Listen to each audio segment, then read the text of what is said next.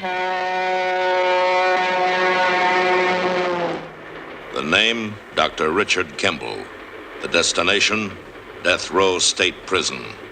The irony, Richard Kimball is innocent.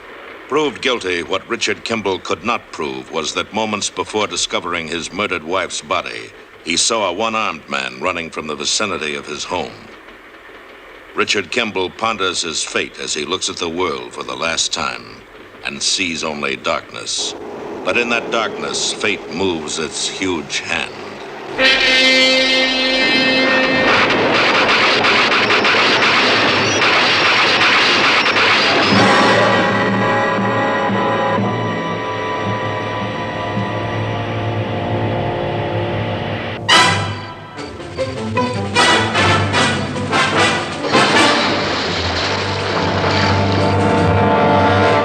Fugitive.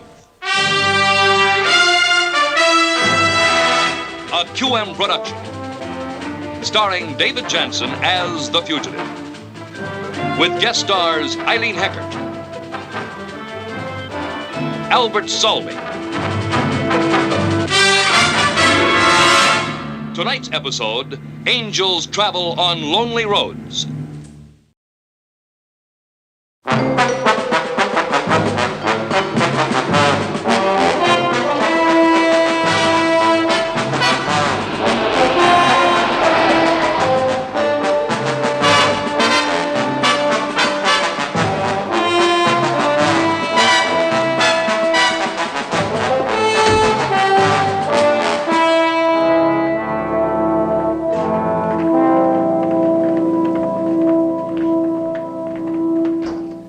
Was his eyes, you know. I mean, if it hadn't been for the eyes.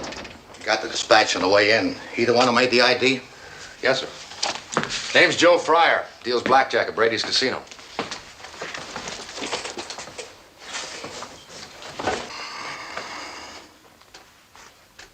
Just pick up where you left off. Well, I was telling the sergeant.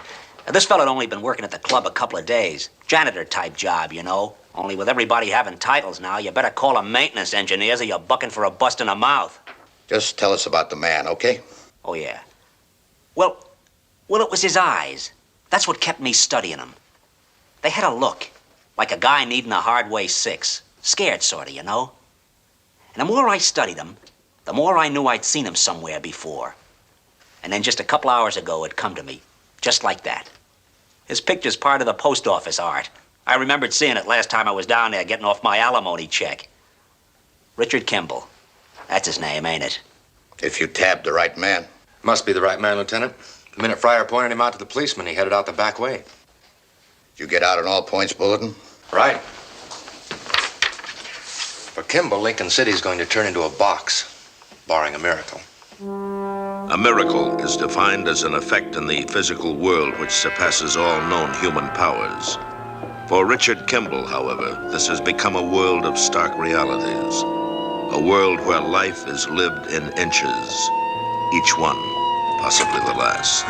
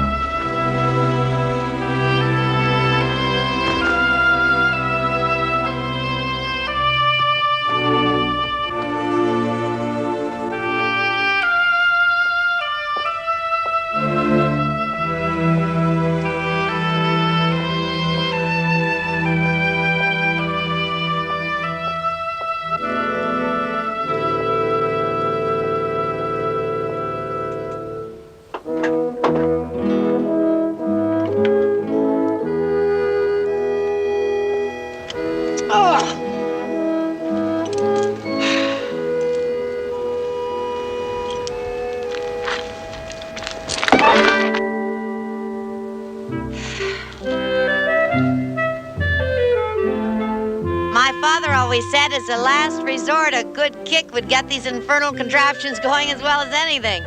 What seems to be the trouble with it? The usual infirmities that accompany old age. A general lack of get up and go. In fact, no go at all.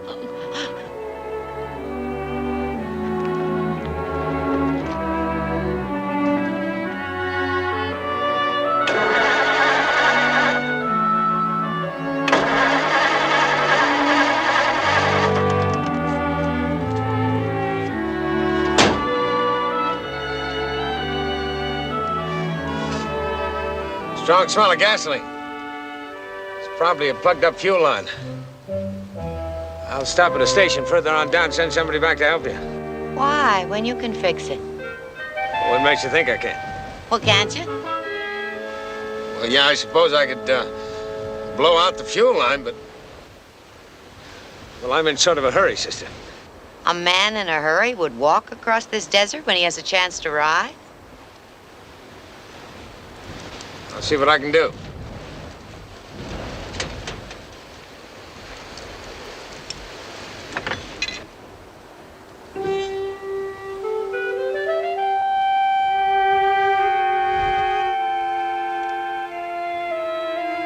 Is there something wrong? On the contrary, I was just marveling at how swiftly Providence can work at certain times. Yes, you'll do just fine.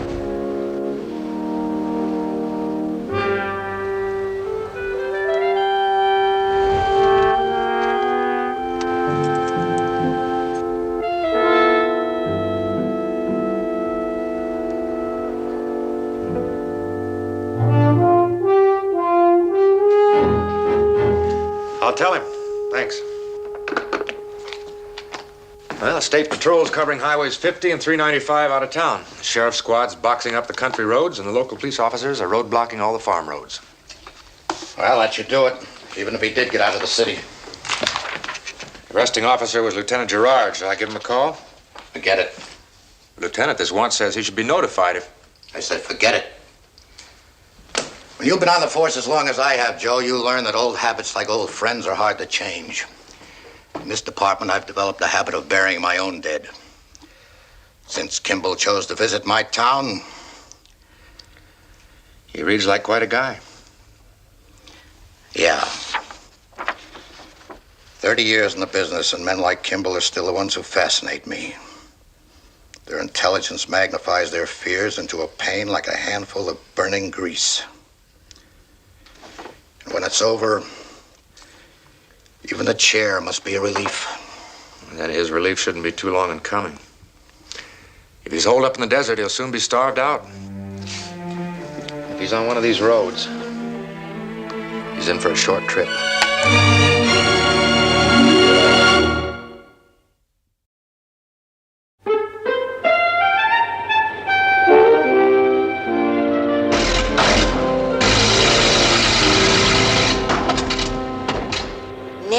Walker, you said? That's right, sister. Well, Mr. Walker, you are a splendid mechanic. This car has not run so well since I left the convent. This car isn't running, sister. It's looking for a quiet place to die. Mr. Walker, that would hardly be consistent with the facts. There I was, knowing that I had to make a journey with absolutely no way. And one morning, a parishioner arrives at the convent and presents us with this car as a gift. You mean you think the car was sort of ordained? Well, that sounds a little pompous, don't you think? Still, that's the general idea. I thought sisters weren't allowed to travel alone. That's correct. Sister Margaret was going to accompany me, but she took ill. Well, don't you think you ought to turn back and wait till the sister's well enough to travel again? Turn back? No, Mr. Walker, there's no turning back for me. Well, I hope your trip's a short one. I'm going to see Father Kerrigan. He's serving at St. Helena's in Sacramento. Sacramento? Yes. Sister, Sacramento is over the mountains. Oh, Mr. Walker, you are a worrier. There is simply no doubt about it. We'll make it. You have used the term we several times now. I get the strongest feeling that you mean you and me. Of course. Well, let's get something straight, sister. I mean, I'm only going as far as Ravenna with you, that's all. No farther. Sister, I don't seem to be getting through to you. On the contrary, Mr. Walker, it is I who am not getting through to you. Now, there I was, stranded in the desert, unable to complete a journey that I know I am destined to make. And out of the blue, you appear on foot. Now, I ask you, Mr. Walker, what possible set of natural circumstances could have brought us together like that?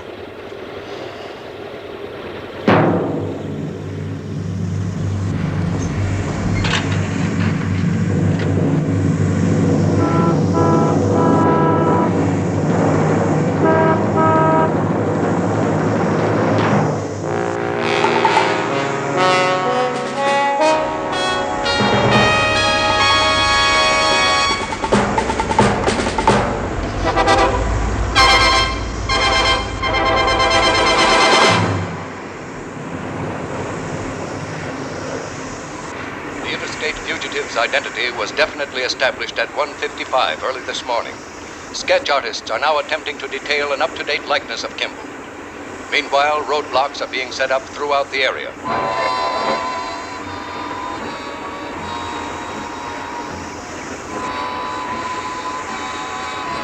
Are all these cars stopped?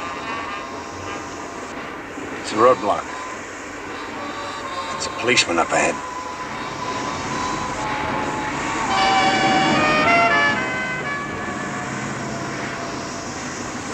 Why, that's Henry Mesta.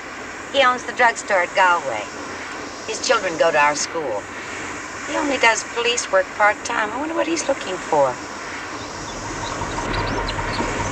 What is that horrible noise?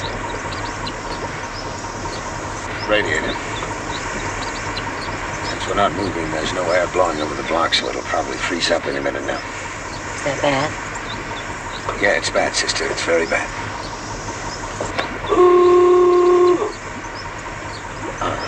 What are you doing? Mr. Walker, I want you to move right on up ahead because I want to speak to you.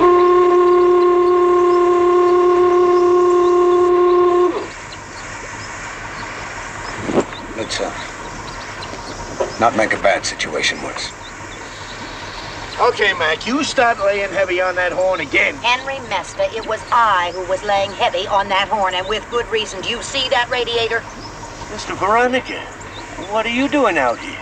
Trying to complete a journey before this contraption blows up. Now, will you let us pass through here? Why, sure, ma'am, as soon as I check his identification.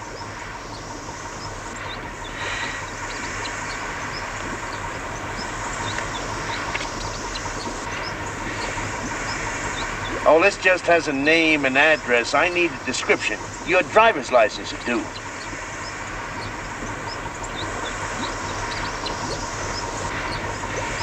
Now, see here, Henry, I am not going to sit here waiting for that thing to boil over and cook me like some stewing hen. This man is Nick Walker, and he was sent to see me safely to my destination. Well, isn't my word good enough for you?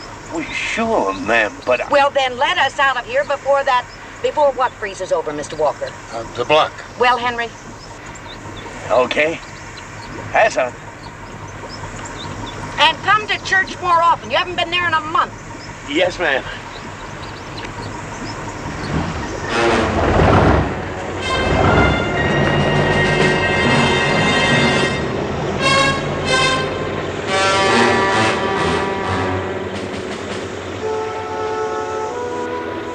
I'm surprised at you, sister. Oh? You, gave Henry the distinct impression that my presence was by reason of official authority. But it is, Mr. Walker. Of the very highest authority.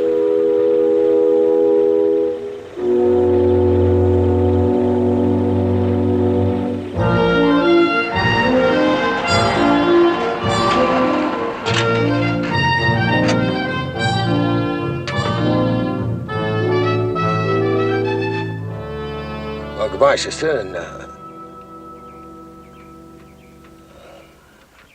don't act like that. I told you I was only going as far as Ravenna. Sister, I'm headed south. Not over the mountains. I'm headed south.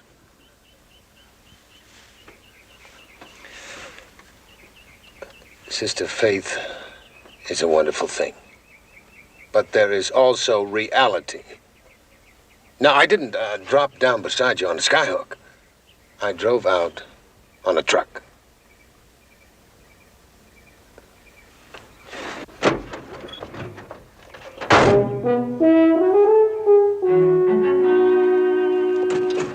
Sell the car. Sell the car, you get the money, you take a bus to Sacramento. The car's not mine to sell, only to use. Oh, sister, this car's only got about 10 good miles in it. Now the tires are rotten, the radiator leaks. Mr. Walker, you said you had to catch a train. Might you not miss it? What are you gonna do? I don't know. At such a time, all one can do is to wait and seek guidance.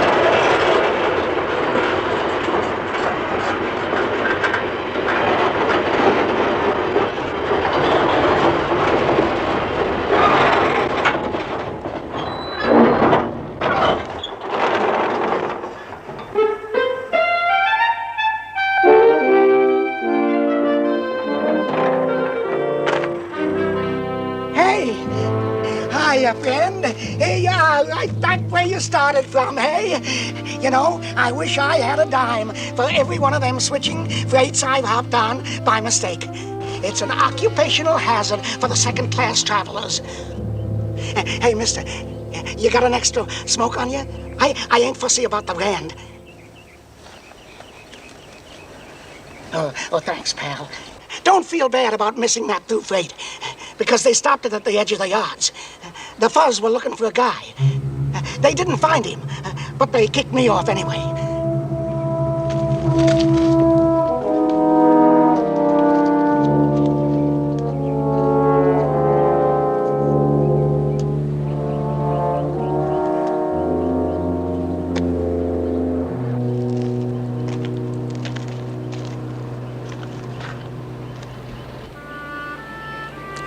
Mr. Walker, I think you'd better continue to drive.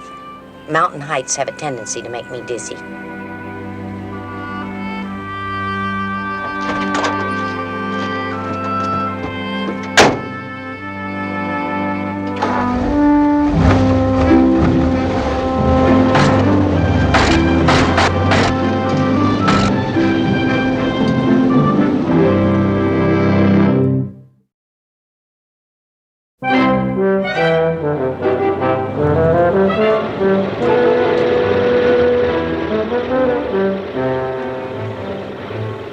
Sister, I decided to take the secondary road through the mountains because I felt It looks like a very good road. Yeah, well, I think it's shorter. Whatever you decide, Mr. Walker. Yeah, there's nothing to worry about. It's only the world, so let's ignore it, right? I don't understand you. Well, I'm referring to what is commonly called the facts of life. I don't suppose you made financial provisions for the trip. Of course. $22.35. Good. That's what I had when I started out. Present balance $1.45. Well, it isn't even going to get us to the top of the next hill. Then we shall simply have to add to it. Maybe there's some pack stations up here. That's a place where hunters get supplies. It's out of season, but maybe I can find something to do. Not maybe, Mr. Walker. There's absolutely no doubt about it, right, sister? Right.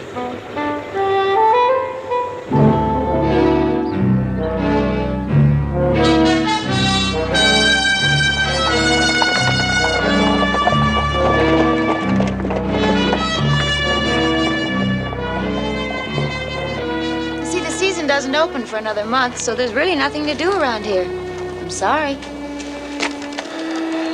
Well, thank you very much. I'd recommend some other stations, but they're not open either. You should have taken the main highway over the mountains. There's a lot more action over there. Yeah, there would be.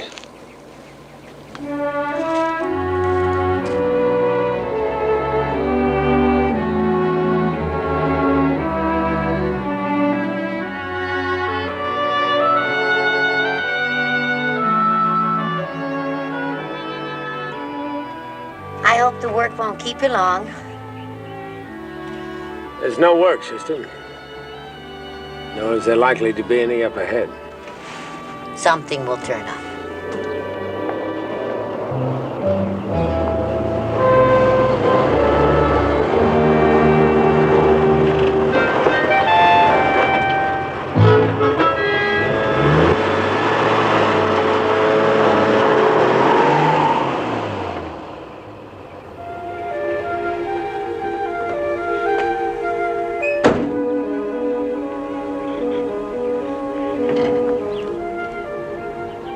Don't you think the gentleman might need some help? To look at him, he doesn't need help, sister. I think he could carry a bale of hay under each arm. But shouldn't you find out if he intends to?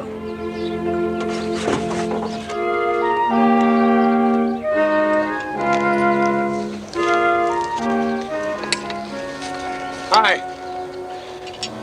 Can I give you a hand? Who are you? My name's Nick Walker.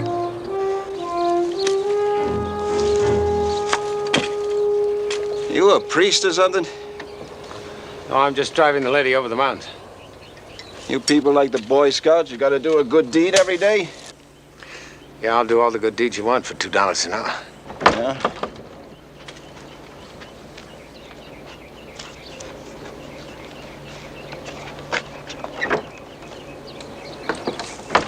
Yeah, why not? Nobody can say old Chuck Mathers wasn't willing to give a helping hand to the preachers of goodness and light. Clear the truck off from here on back, put it up in the barn, stack it neat. It's $2 an hour. Get to work.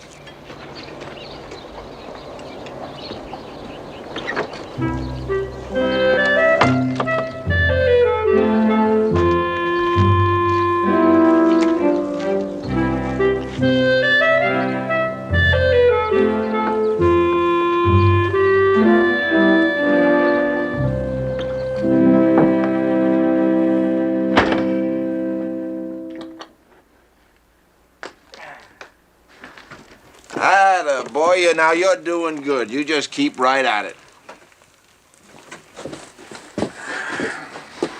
Well, take another one off the invoice, Shetty. You're drinking that hay faster than he can unload it. A man has got something to celebrate. He celebrates.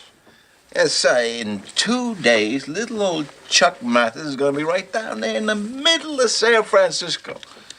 I'm going to shake the moors off my back. I'm going to forget that I ever lived up here on these mountains. Well, Chuck, somebody's bound to benefit. Question is who, San Francisco or us? It could be you. Look, spending your years up here on your old man's pack station, that isn't living. I call it a waste. Drink your beer, Chuck. Maybe once I've made my pile, I'll just write for you to come down and help me spend it. How's that? Look, I've got executive talent by the yard. Didn't I get me a boy to unload my hay? Oh, sure, Chuck. You're the most. Just ask anybody in the mountain. You taking on San Francisco? They'll probably put you in a cage and feed you bananas. Oh, baby, you are a scream. You are Chuck! very funny, you know that? Oh. Your beard's getting warm.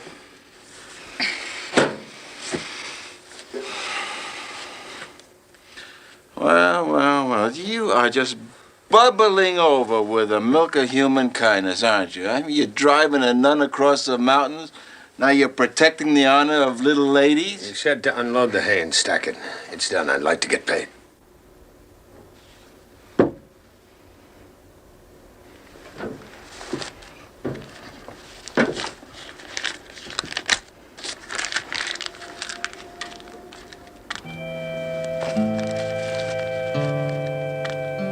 That's only $3.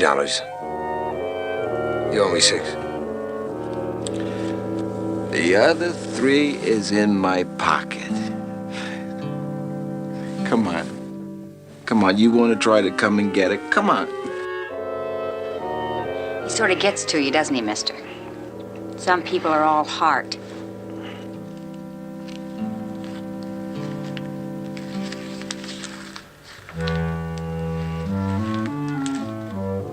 Miss. It's all right, thank you. My father's around back. Besides, Chuck's leaving anyway, aren't you, Chuck?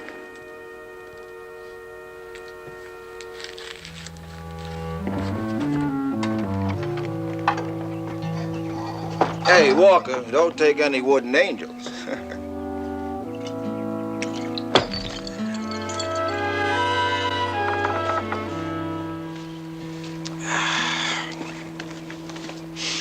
There's a funny guy for you. Not the type you'd expect to be carting a nun around. And in that old heap, I wonder why he doesn't stick to the main roads.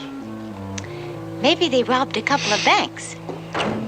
So why don't you chase them around for a change?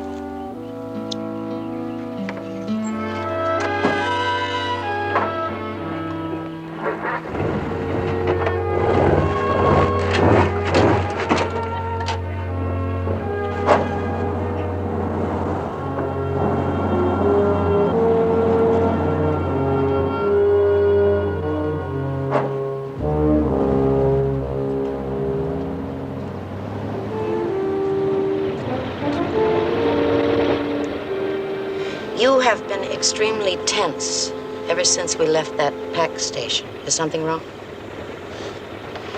I don't know what could possibly be wrong, sister. Aside from keeping this old car patched up, having a place to stay, some food for ourselves, gas and oil to keep the car running, all on $4.45, which is the total wealth we possess between us. Plus, I might add that Mr. Walker, I would appreciate not having to listen to any more such talk. Now, it is my fervent wish that before this journey is over, you will have learned that what is to be will be. Amen.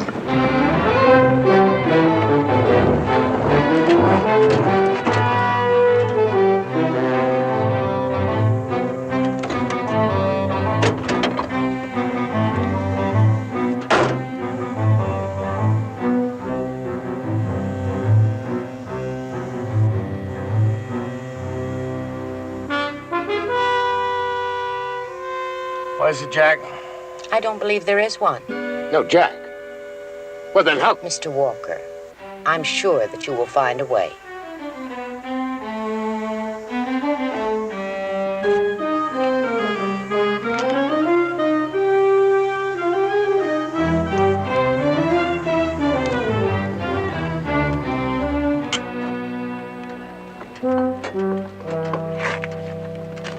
A most ingenious device.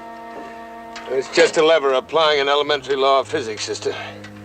Man learned to lift more than his own weight long before he discovered fire. All right, you can get off now. Mr. Walker, you have a definite scientific bent. You should think about taking up something in that field.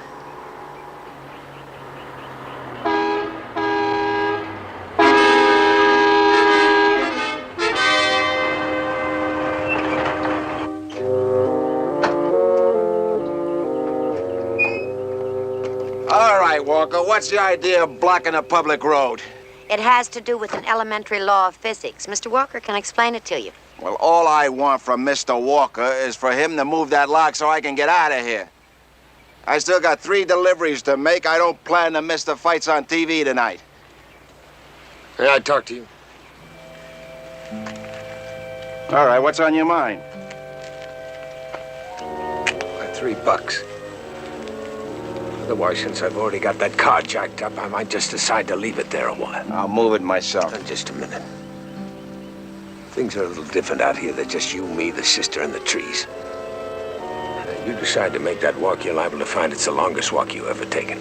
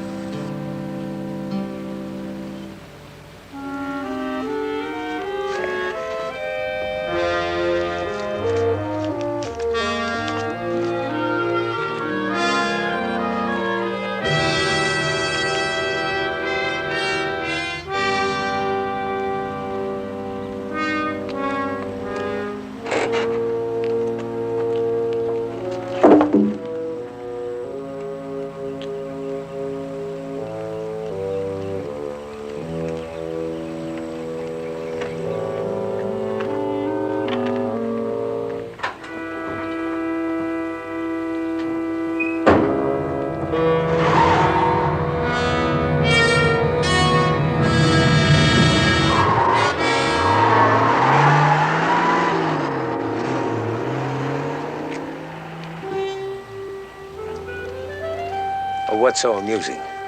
Chalk another one up for Providence, Mr. Walker. Not only do we make a jack, but $3 as well.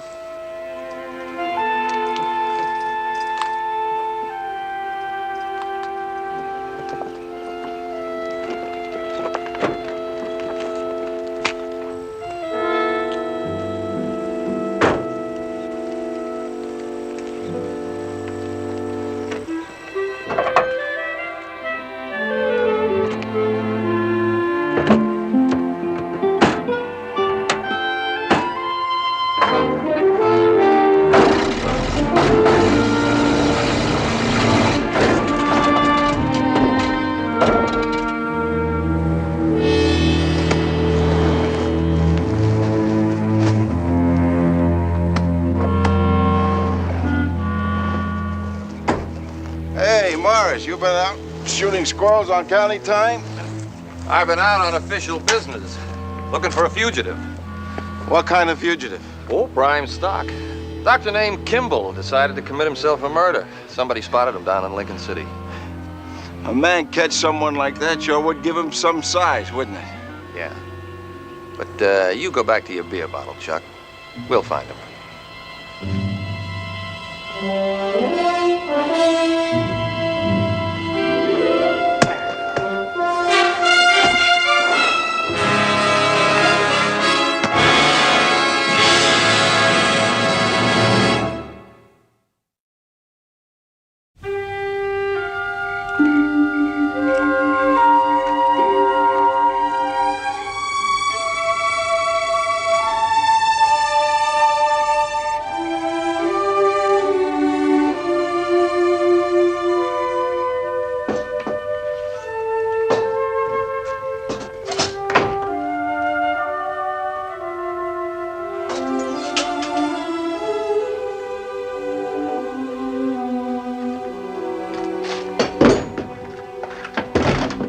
More bread and cheese?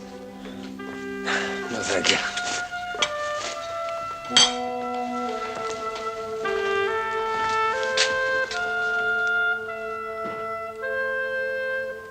Mr. Walker, I wish you'd stop looking out that window.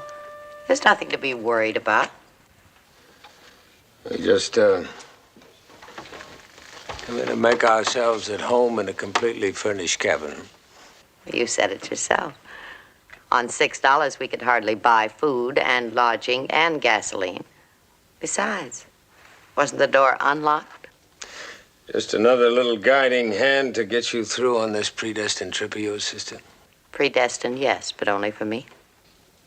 What are you talking about? I'm talking about you, Mr. Walker. A man who drifts from job to job. Isn't that what you said? That's right. You, a man without roots? Doesn't fit. Oh, I see. That's the way it is in that never land of yours, right, sister? You look at a man's face, and right away you can tell what he is. Sister, this is the big human jungle. It doesn't work that way. I mean, you just can't put people in convenient little niches because of the way they blink their eyes. The devil doesn't walk around with horns, and every man that society condemns is not straight from... I am sorry. I'm not usually that rude. It's just that, sister, when you try to analyze me, you're out of your element. I showed up. I am driving you across the mountains. That's all there is between us. Is it?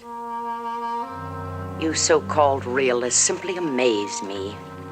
Priding yourselves on being able to face the world in absolute objectivity, able to bleed but not to weep, and having a smug contempt for anyone whom you consider naive. Well, Mr. Walker, according to your standards, perhaps I am naive.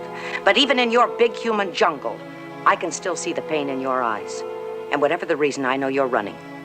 Now, maybe it's from an estranged marriage or a business failure. The reason doesn't matter. The point is, you're running. I thought my presence here was due to the long arm of Providence. A providence, perhaps, for you as well as for me. But a person can't run forever. Eventually, he must stop and face his problem. Who knows, Mr. Walker? Perhaps that time has come for you. Good night.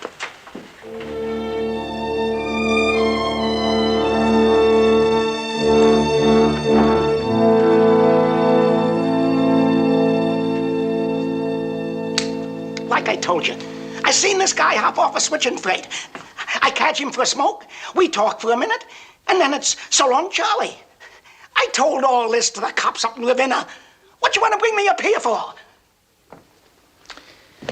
All right, let him go.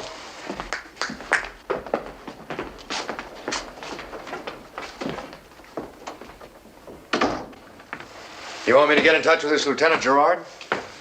Plenty of time for that after we've caught Kimball. Now, if I were Kimball and I missed my freight, there'd only be one other sensible way to go from there, west into the mountains. That's sort of out of your jurisdiction, isn't it? Somebody shakes up my town, Joe.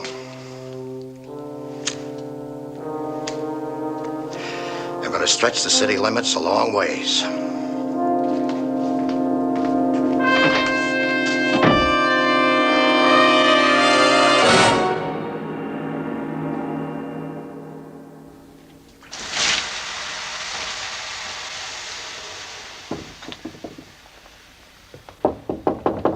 You better be moving on, sister.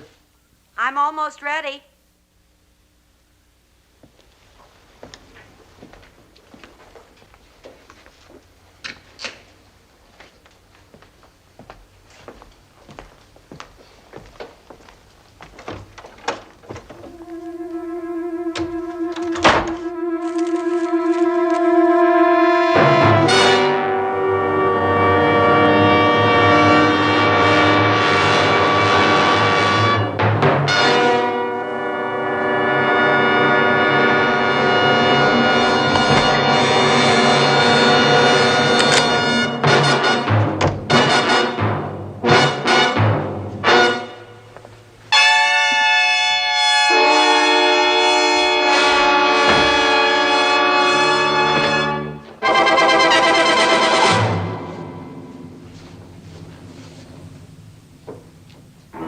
A cabin set away in the woods.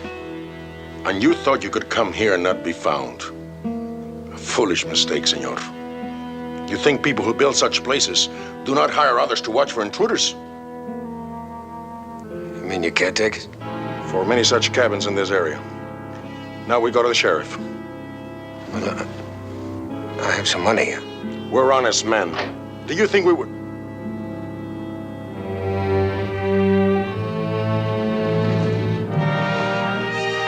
Good morning. I'm Sister Veronica. This is Mr. Nick Walker, who's assisting me on my journey to Sacramento. We were in need of a place to stay, and we found the door unlocked. Is something wrong? I didn't know, sister. How about you, I mean? I'm sure the owner of this cabin would have welcomed you to stay. Thank you. Thank you all very much.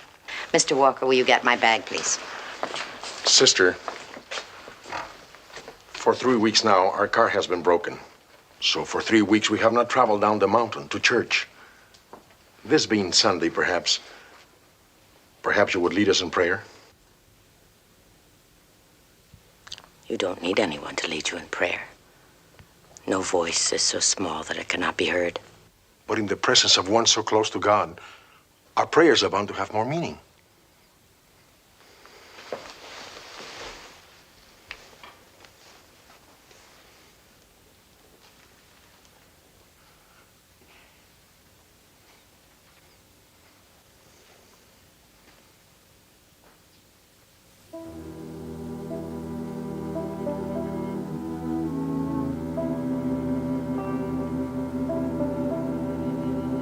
Mr. Walker, may I have our funds, please?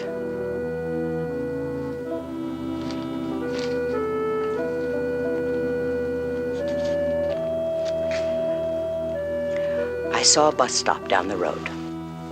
You will buy passage to church for yourself and your friends. But, sister... We will be leaving here shortly. The cabin will be as we found it.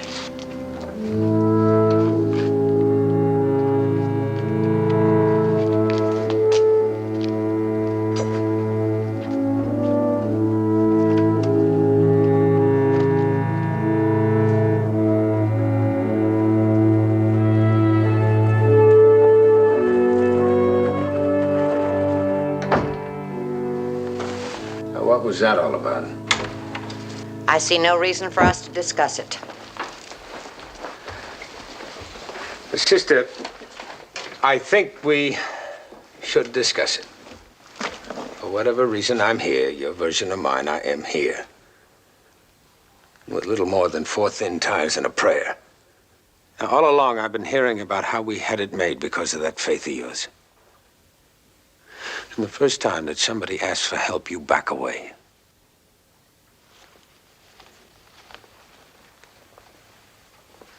This friend you're going to visit, Father Kerrigan.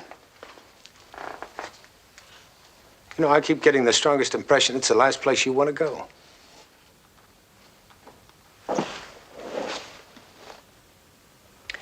All right, Mr. Walker, I suppose you have a right to know. I am going to see Father Kerrigan to tell him of my decision to renounce my vows and leave the sisterhood. Well, that's fine, sister. Yeah, that's just fine.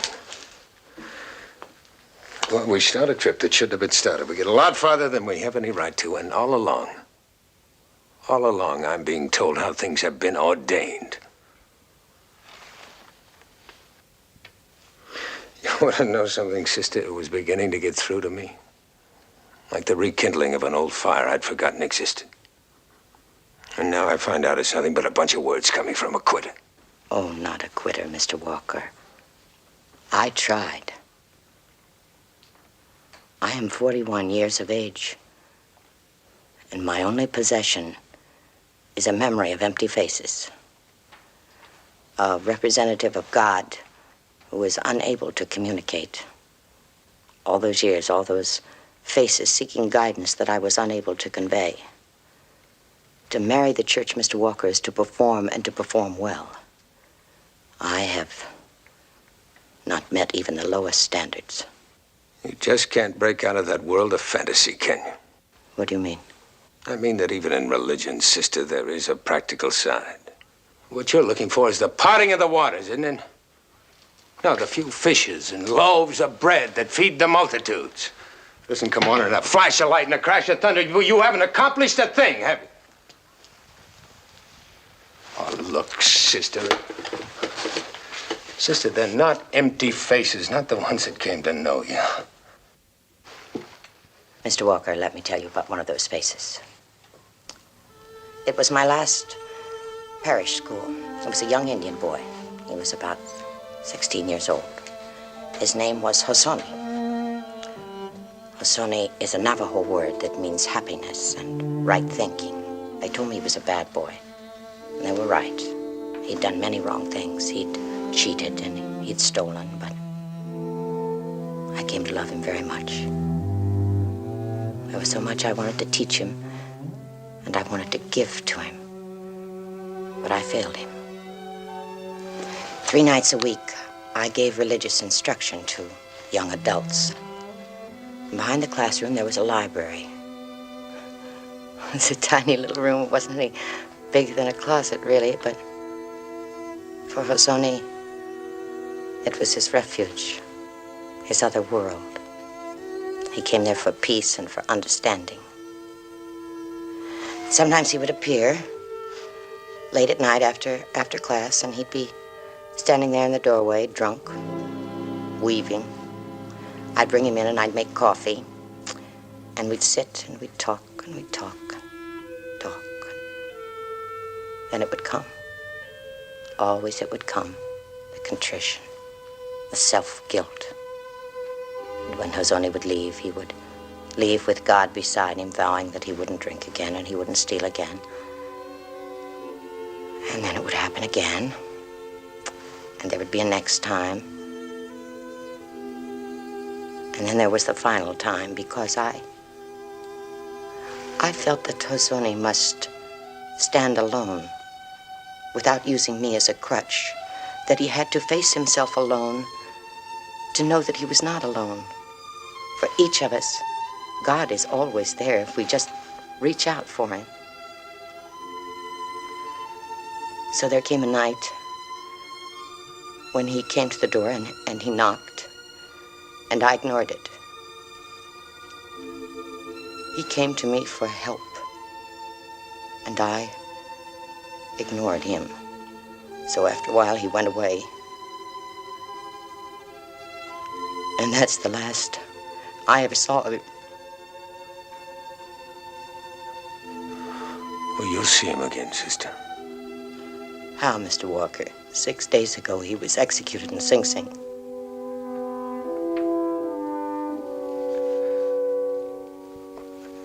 Sister,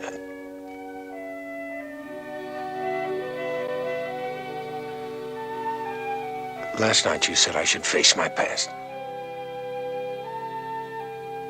And now here you are running from your own.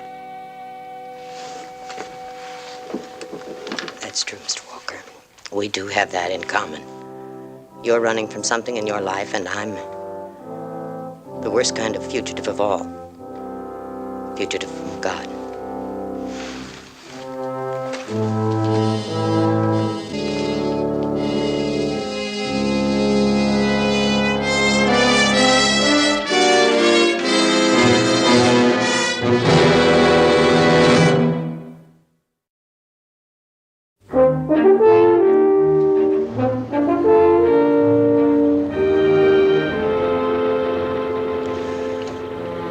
This business of leaving the sisterhood, it's a big decision. I hope you change your mind before we get to Sacramento. If we get to Sacramento. If? It's your word, Mr. Walker. Having to do with keeping a broken-down car together and the matter of buying food and gas and oil without funds. Yeah, it's my word, sister, but it's a switch hearing it come from you. What happened to all that faith of yours? Those 3 men back there. In the presence of one so close to God, they said. Am I really so close to God when there's no one for whom I've given life meaning? Yes, Mr. Walker. If we get to Sacramento. What happens to us now depends on you. 2 fugitives. One who has lost faith in her strength to cross a mountain. The other who must cross it in order to live. Sister Veronica turns to Richard Kimball for help. But the road is long, and the mountain is high.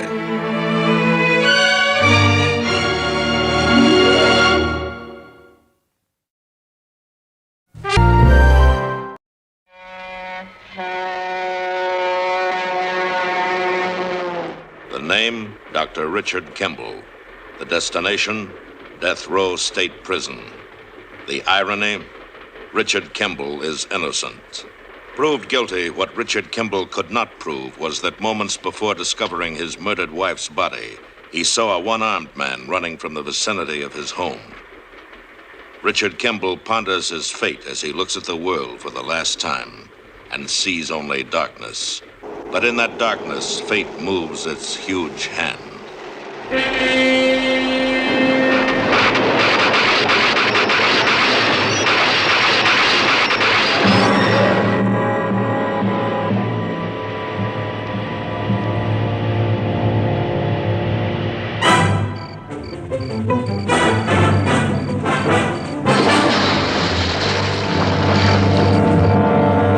The Fugitive. A QM production, starring David Jansen as The Fugitive, with guest stars Eileen Heckert, Albert Salmi,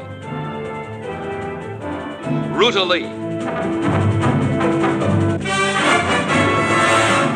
Tonight's episode, Angels Travel on Lonely Roads.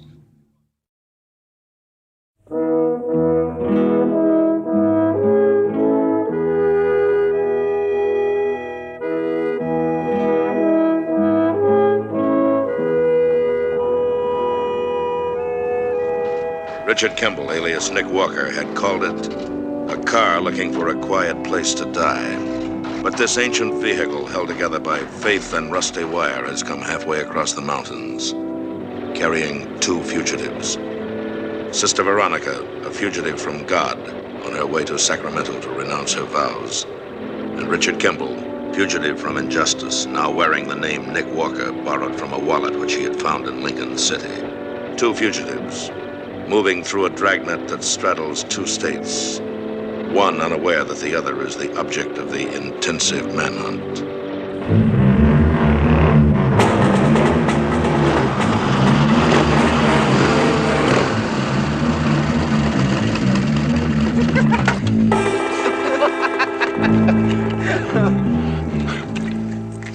Little sunshine for the stomach, Lucy.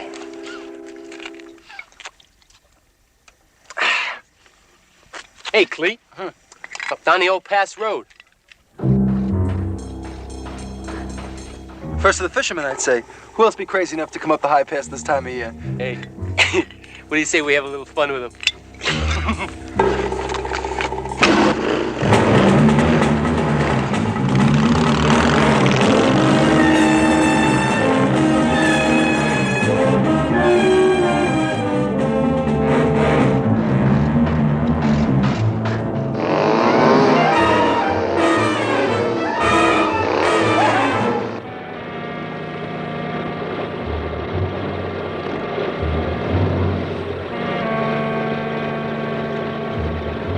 Is something wrong, Mr. Walker?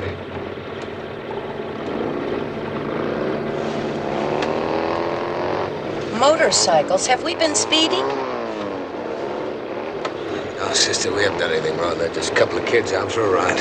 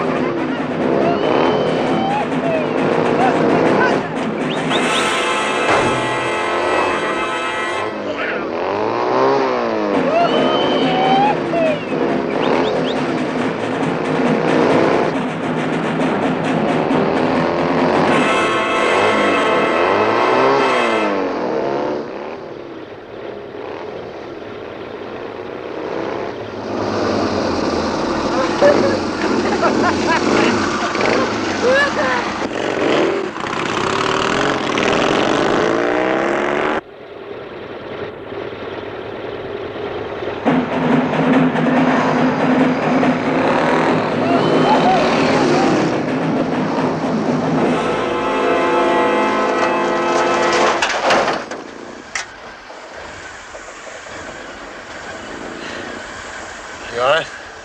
I think so.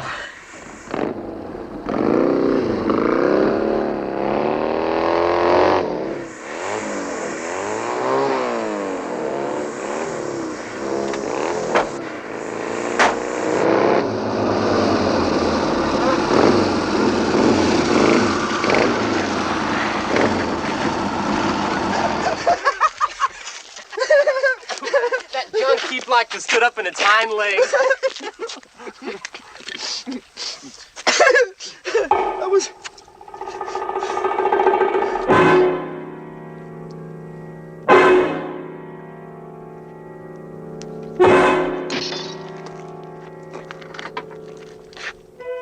Come back just to say hello? Just what kind of rock did you two crawl out from under? What is it about you city folks, mister? You just got no sense of humor at all. And I'll see you don't like to get talked to the way you just did.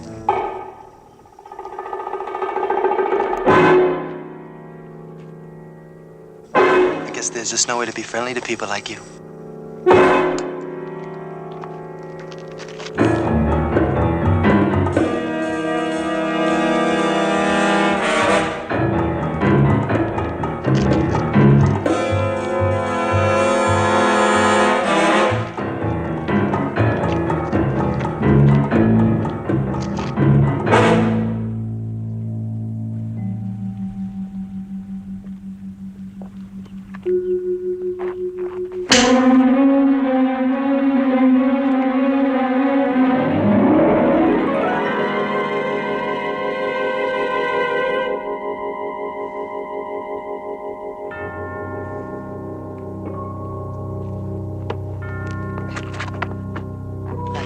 Highway rumble. Is that it, boys? Well, that is the language, isn't it? A rumble, roll the squares. The expressions never change, only the faces. Two great big boys bullying their way through life. And with all the noise, as far as life is concerned, you haven't even made a ripple. All you really are is afraid. Yes, afraid of life and its people. You're so afraid that when you swallow, a person can hear the click in your throat. You two and your kind are just a great big boil on the side of humanity that needs a lance. And if you spent 2 weeks in my school, I'd be the one to give it to you. Now you get on those overgrown bicycles and get yourselves out of here.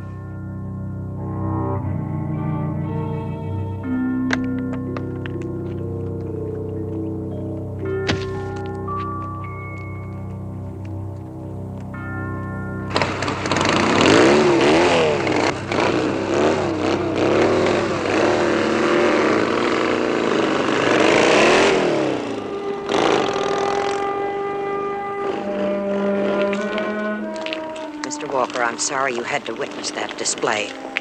One of my greatest weaknesses has always been a sinful temper. You're a fraud, sister. What? You said you were going to renounce your vows because you couldn't communicate with people. You couldn't get through to them. Well, those two sure got the message.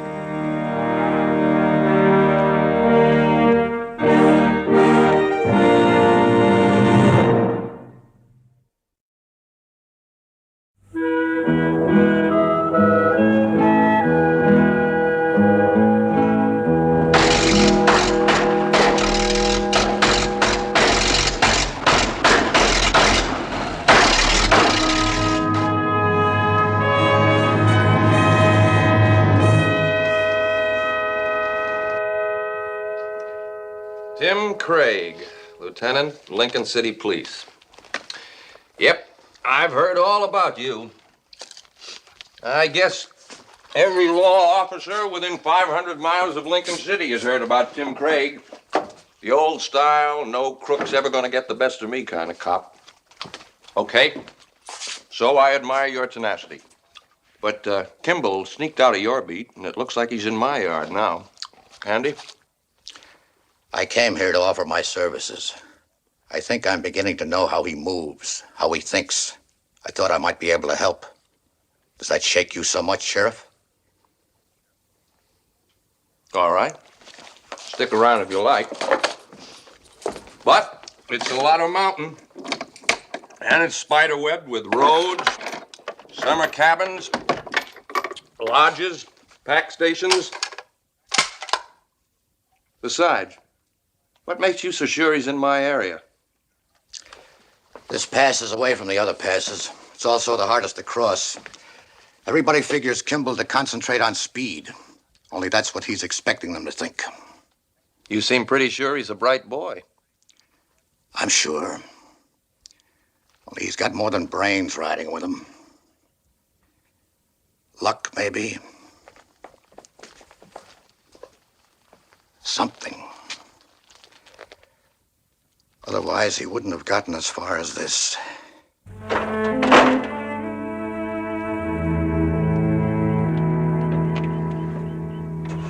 Sister, I can fix a flat tire, I can blow out a gas line, but I don't have any answers for a ruptured fuel pump.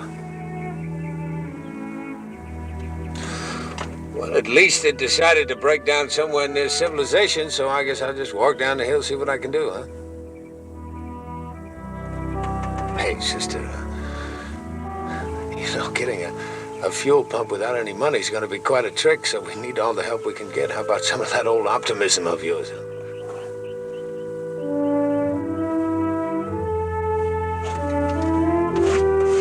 Mr. Walker, Yes, sister. why don't we just coast down the hill?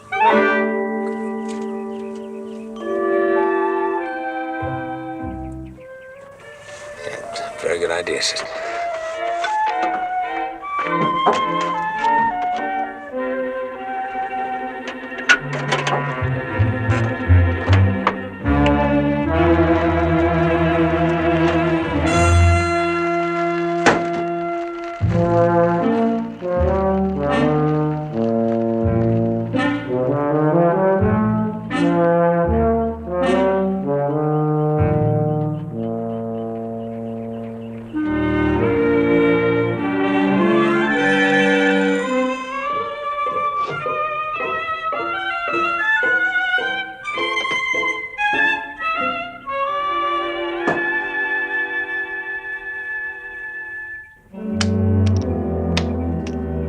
Ladies, just read them and weep.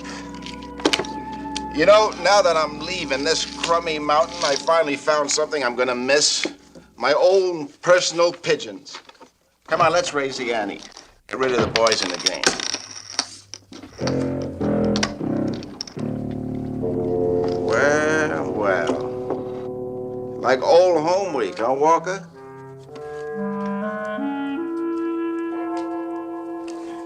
What do you fellas own that gas station out there? Me. I need a fuel pump, Model B V8. Oh, sure. But first, let me introduce you to my friends here. This is the only guy I ever knew that grew wings. I mean, not only is he driving one of those sisters over the mountain, but he is just bubbling over with angel's milk. Look, Mathis. See, I met him down at the pack station when me and little Sherry Talman were doing a little funning around, and in he comes just like Gabriel, like a 3-alarm fire. You realize that now Sherry Talman will never know what it's like to say goodbye to Chuck Mathis before he goes to San Francisco. Aren't you ashamed of yourself? Yeah, very. How about the fuel pump? Oh, yeah, the fuel pump. You know, you'd think a do-gooder like you would have some kind of special protection against the troubles us ordinary human beings have. Hey, since you're traveling with that lady in black, let's see.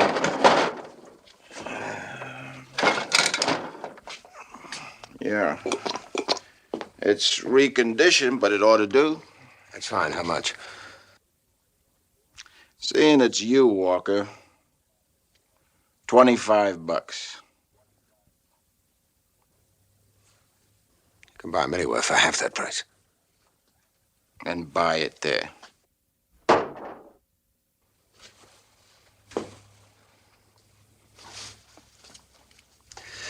Yeah. It's worth at least 50.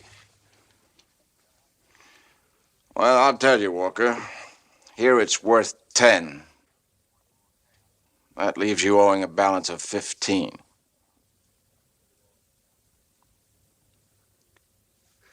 Forget the pump. Just sell me $10 worth of chips in that game.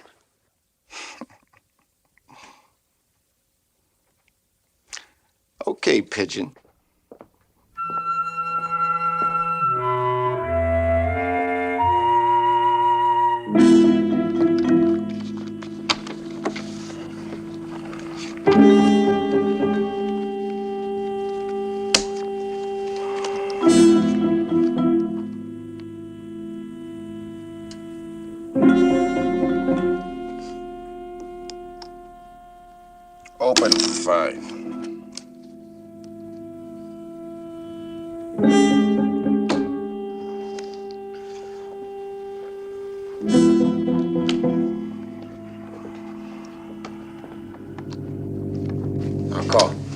Cards?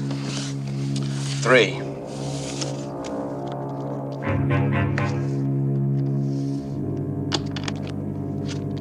Dealer takes 1.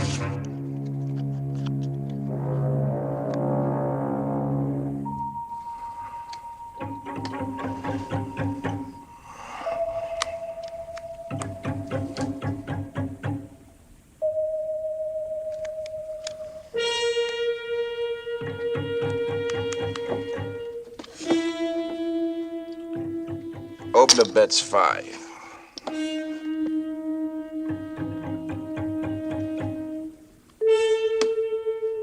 You're 5. 5 more.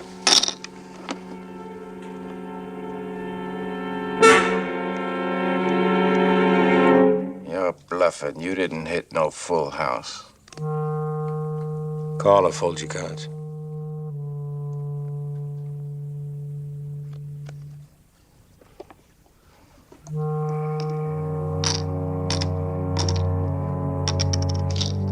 Call.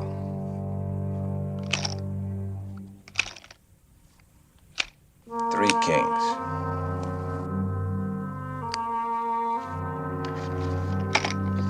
Straight to the 8.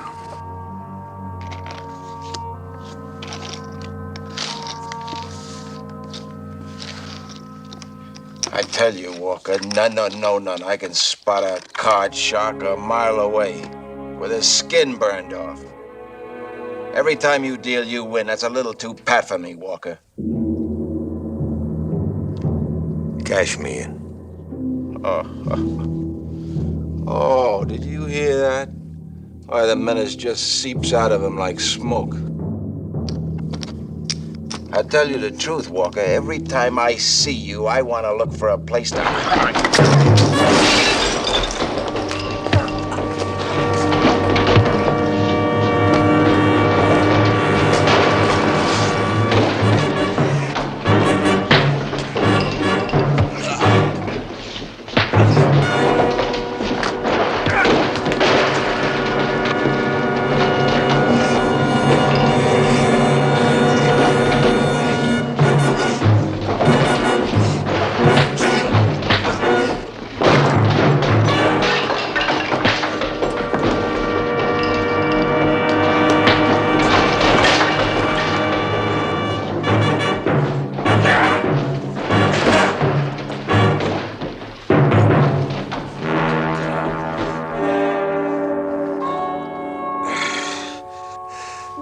Now, I had $36 in front of me before you knocked that table over.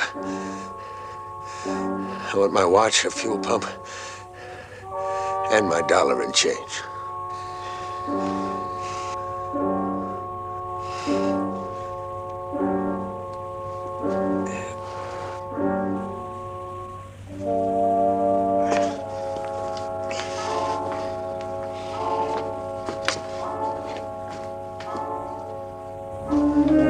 Right there. What you're gonna get is a soak in the cooler. Sheriff don't like strangers coming in here, busting up the place. Put down the phone. John, at this card shark come in, he stacked the guest. Yeah, I heard you way out in the kitchen. Let's face it, Chuck, nobody has to stack the deck against you. You were born a loser. Janet, I'm telling you. Look, you told me you were leaving tomorrow to take on the big city, so why don't you put the toy away and go pack?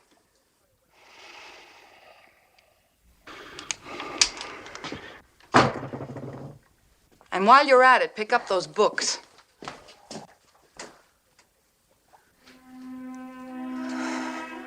I'm sorry. But when your family's thin, even a brother-in-law like that qualifies as a relative. I guess you could press charges, but I'd appreciate it if you didn't. No, I don't want to do that. All I want is my watch and that fuel pump and a dollar and change.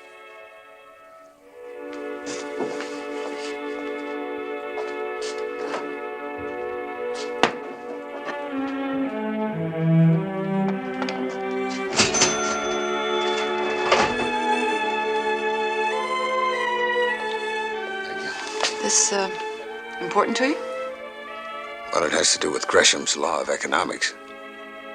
When Good money is scarce. It's always in demand. Where are you heading? Far as that'll take me. Well, my name is Janet Loring. With Chuck going, I can use some help around here getting the place ready for the season. I'll buy 12 hours of your time, Mr. Walker, Nick Walker. 12 hours of your time, Mr. Nick Walker, and you get lodging, tank full of gas, and a $10 stretch of your trip.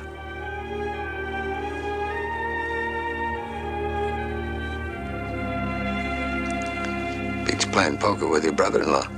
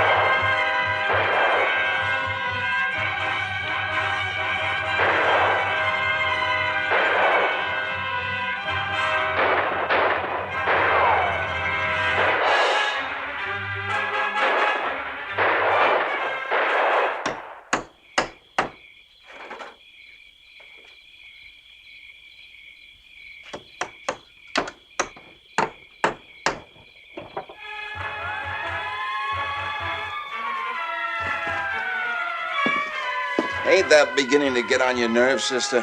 Oh, no, I find it most interesting. I've had little occasion to watch the television, but it can be confusing.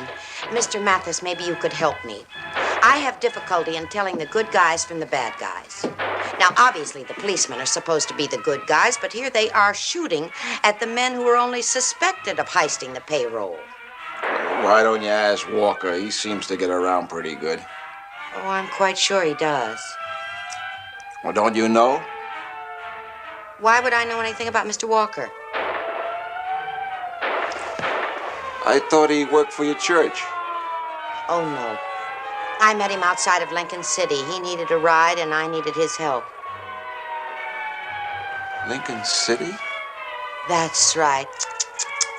The suspects were the bad guys. Look, the big one is holding up the payroll sack.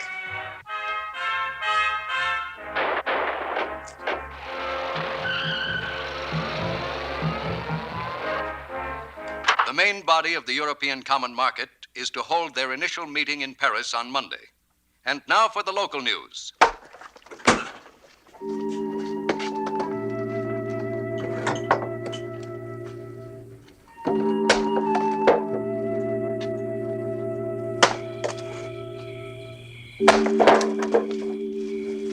Why don't you take a break?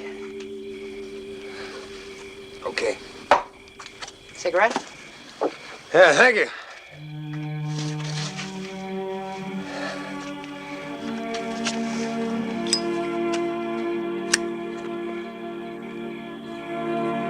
What's the matter? Nothing. I was just thinking. I thought I'd had them all up here. Honeymooners, boozers, dime store Lotharios. But now you and the sister, well, it just finishes the book. Well, I needed a ride. She needed a driver. That explains me. And there's nothing really strange about her now. Ever notice the way she looks at you? Like you were the greatest thing since lace shoes. Oh, now, you don't have to get shy on me. She could do a lot worse.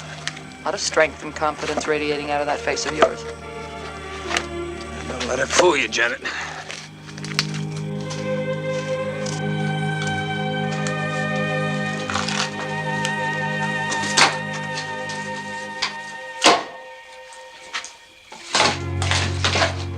Nick, seeing as how introductions are going around, don't you want to run down on me?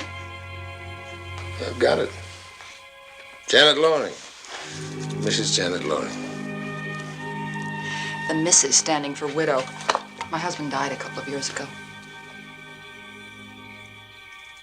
He had a small ad agency down in L.A., but he always dreamed of having a place in the mountains.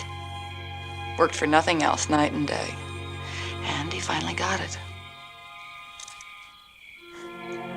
All it cost him was his life.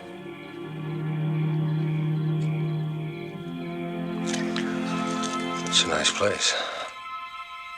Thanks. Now, how about your biography? Make one up if you like. It'll help kill the sound of the crickets. I'd better just stick with the wood. Nick, why don't you stay around a while? I mean, with Chuck's leaving, I could use the help, and I'm sure you could use the cash.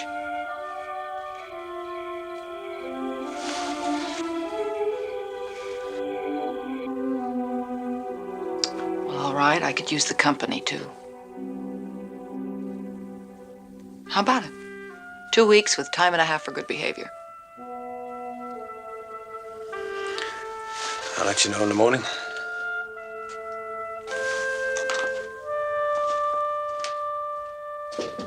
And while his appearance was described as more youthful now, the transient was certain it was the wanted murderer whom he had talked with yesterday at about 2 p.m. in the Ravenna freight yards. Kimball's escape from Lincoln City was considered by Police Lieutenant Craig to be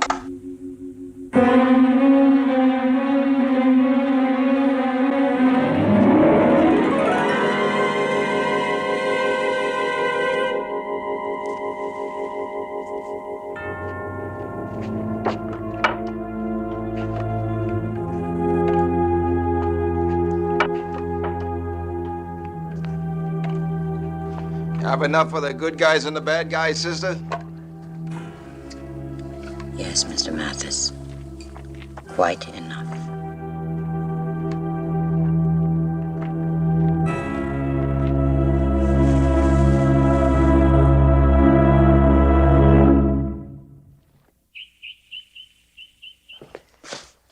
I should have learned by now. The people you trust most are the first to let you down. First, you tell the sister I've got a standing order for a box of milk chocolates each week. Then she'll tell whoever she knows. Pretty soon, well, what's going to happen to my reputation as the toughest sheriff on the mountain, huh? Excuse me. Hello? Oh, yes, just a moment, please. Sheriff, it's for you.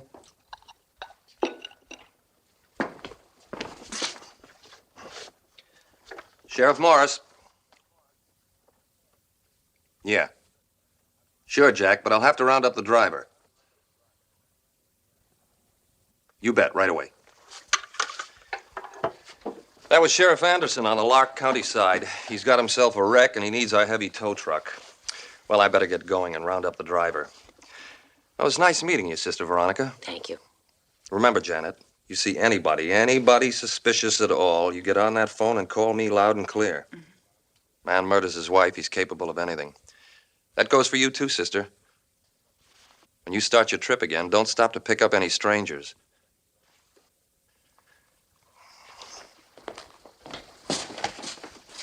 Sheriff.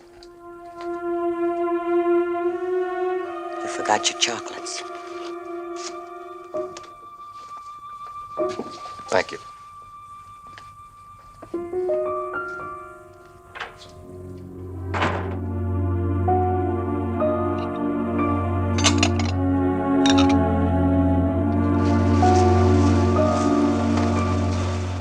Hi, Lieutenant.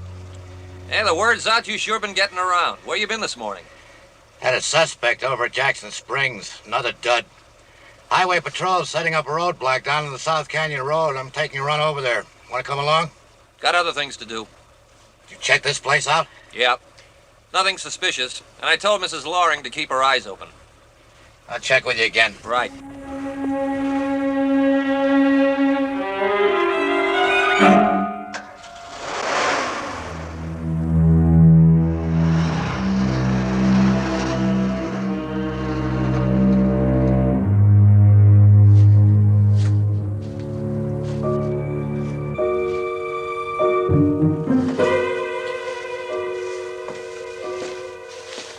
Been out here a long time.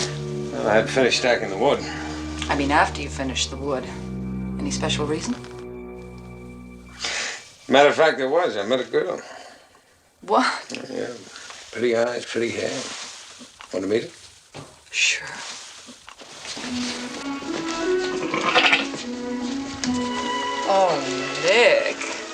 Oh, she is beautiful. Mother was a little tired, so I gave an assist. Oh, look at the baby. He's trying so to stay on his feet. That's what life's all about, isn't it? Each person has to make it to his own feet and stay there. Are we still talking about the lamb? Oh, Nick, look. Just an hour ago, the mother didn't have anything to worry about but herself. And now, isn't it funny how suddenly, how very suddenly, the heart can find somebody new to worry about? We are still talking about the lamb, aren't we? When my husband died, I was just as good as dead, too. So I decided this was just as good a place as any to start the embalming on 80 proof. And then every once in a while, I'd think if I could just sober up, I'd be able to face life. That first cup of coffee would slam me right back into the ditch again. Still, it passed. The pain passed anyway. I think what I'm trying to say is that I don't know whether it's because I'm lonely and afraid. I don't know. All I know is I want you to stay. Janet, you don't know anything about me. I know the sister trusts you. Yeah.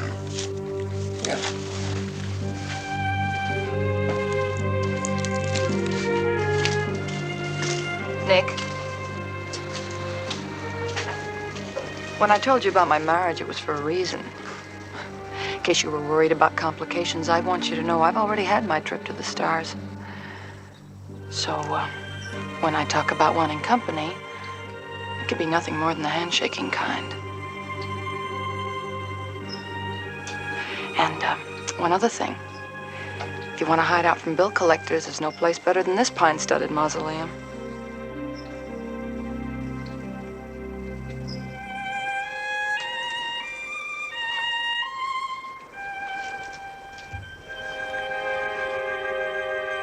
What's the road like up ahead? Pretty rough the next 20 miles.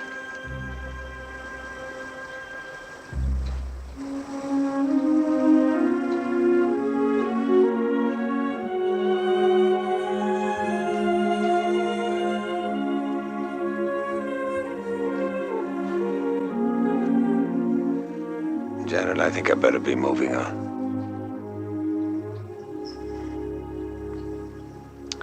Yeah, you would. Well, girl can't win them all. Your car's full of gas, and here's the $10 as agreed. Okay? Okay.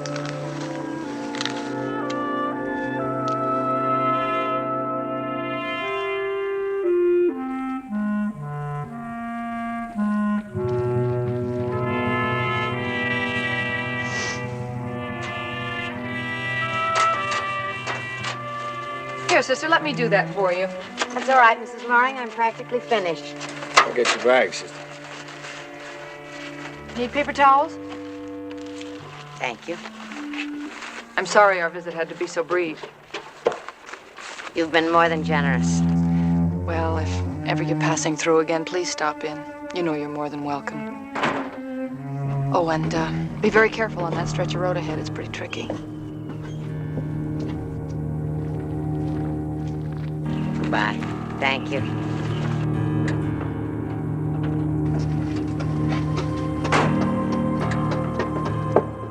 Goodbye. Have a good trip, both of you.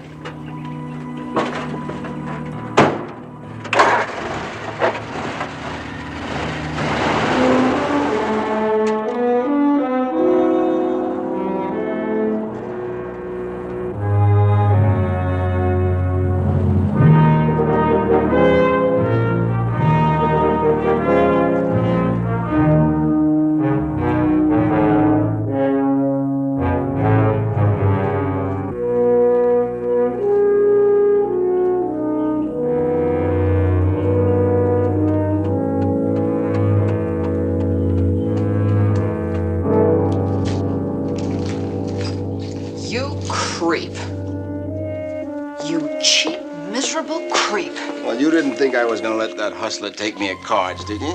Oh, I knew saying goodbye to you wasn't going to be hard, but you've just turned this into the sweetest day of my life. Now get your things and get out of here.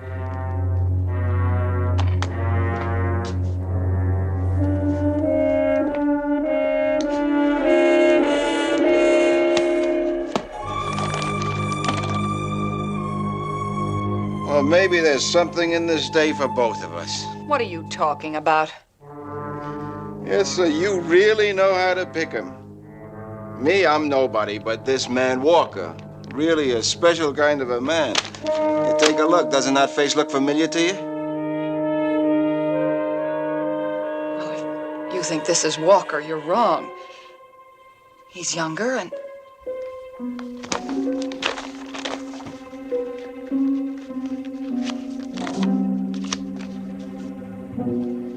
Yeah, you bet he's younger. Here's a driver's license issued to Nicholas Walker. Age 63. Height 5'7". Weight 190 pounds. That doesn't sound much like your friend, does it? Chuck, wait. He can't be the man they're looking for. Don't, Chuck, please! Get out! No, don't! Give me the sheriff's office.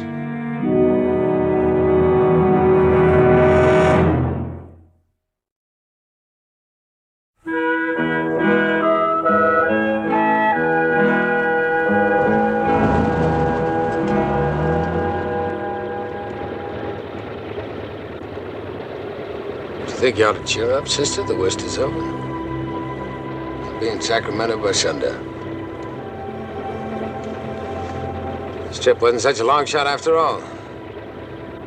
I think you did have a lot going on your side. Why the change, Mr. Walker? Huh? You seem to have a practical explanation for everything.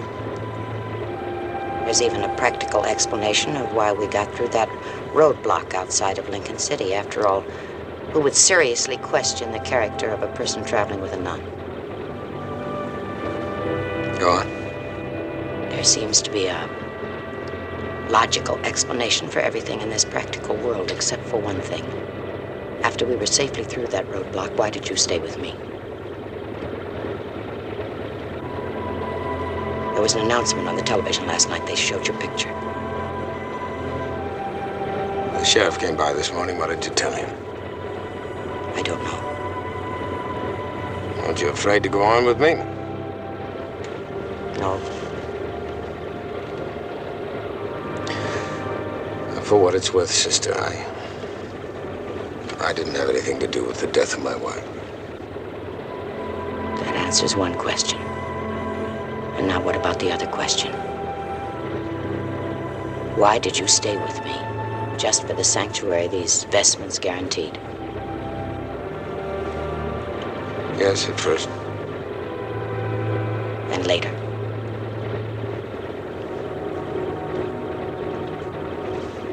It doesn't matter. Oh, it matters, Mr. Walker.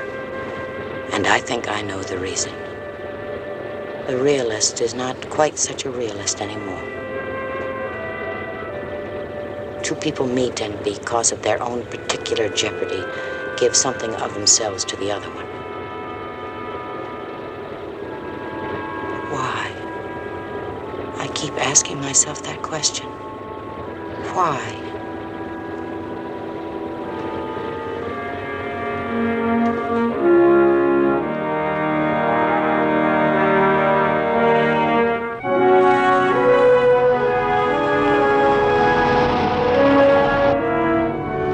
Yes, sir. As soon as we get Kimball, the name of Chuck Mathers is gonna flash through these mountains like a fistful of diamonds. Any apprehension of a criminal is the sole duty of the law, and don't you forget it. The only reason you're along is to make a positive ID on that car. If I could only get hold of Sheriff Anderson down below, maybe I could block him off. Where is this wreck he's investigating? Don't know exactly. Somewhere down the road. I better try again. Sheriff Morris calling Sheriff Anderson. Sheriff Morris calling Sheriff Anderson. Come in, Sheriff Anderson. Sheriff Morris calling Sheriff Anderson. Come in.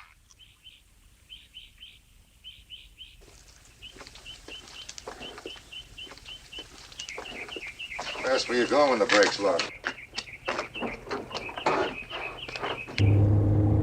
No luck. What do you mean, no luck? There they are.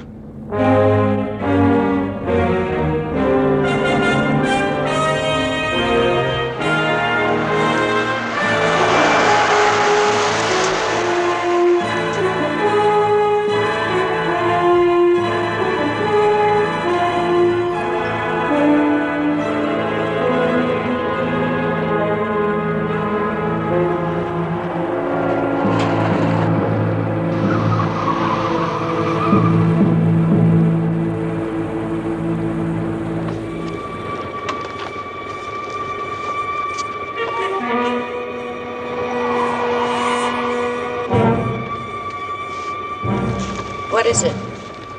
Police car. Are they after us? I don't know. But you have identification. You used it in Lincoln City. That officer only got as far as my ID because of you. He takes a look at this driver's license. What is it? My wallet's missing. This morning, Mr. Mathis was standing near the car.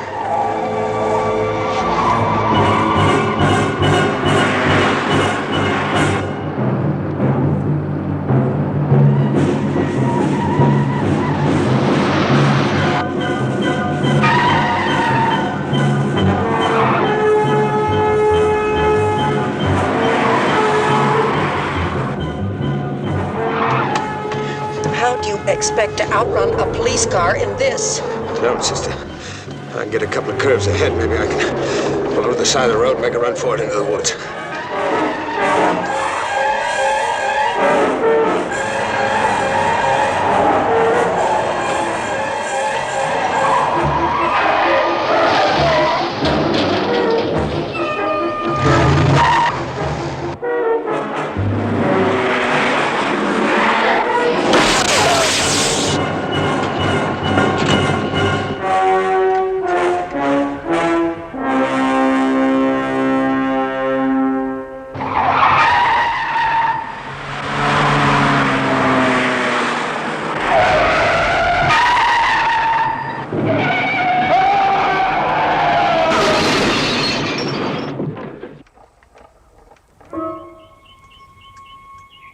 Roger.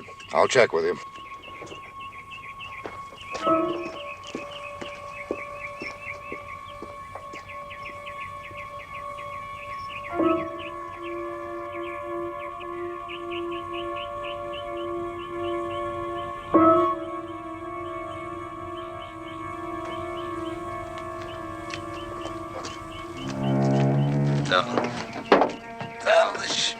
Tell the sheriff.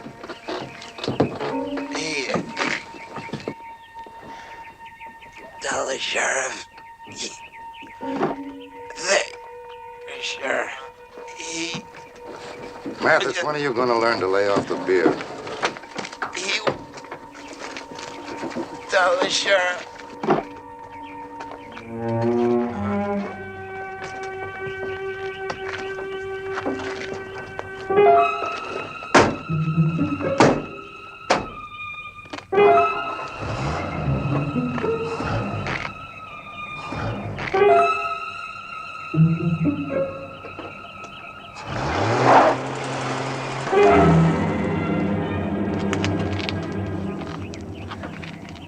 How are they?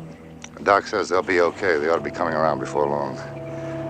Put out flares, but Morris was driving too fast for them to be any use. I got a little dirty changing that tire. Want to wipe your face? Well, that's all right, Sheriff. I'll do it later.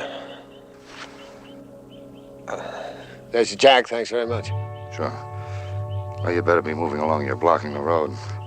Oh, you know, it's a good thing you had that flat. Could have been the two of you wrapped around that truck. Yes, I guess it was a piece of luck at that. I'd say it was more like a miracle, Sheriff.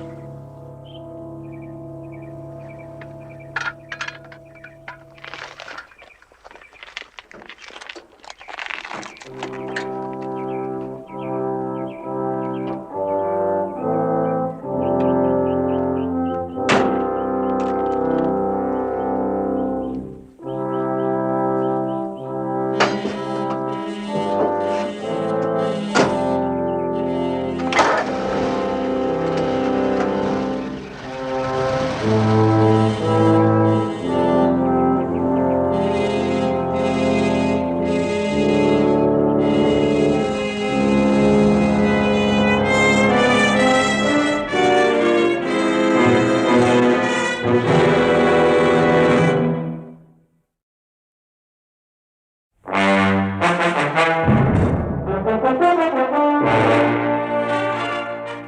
Gerard, I know I should have called you, but I had a feel about this one. I knew I could track him down. No. Consensus is he's off the mountain. Guess he could be anywhere by now.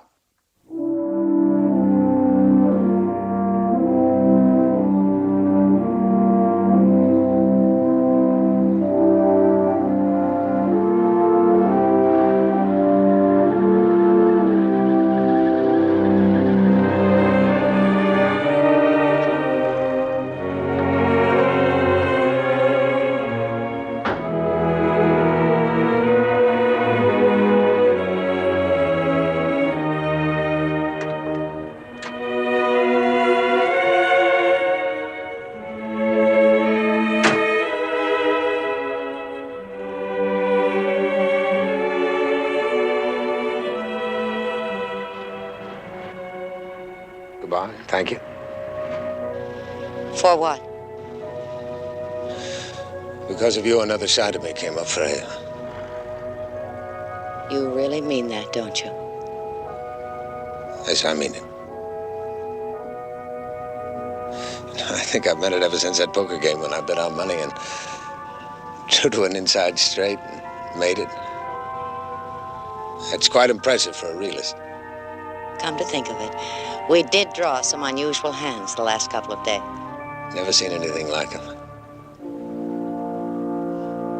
A gambler take that to mean he was to go on playing the game. I shall pray for you. Sister, I'm going to visit Father Kerrigan and then return to the convent.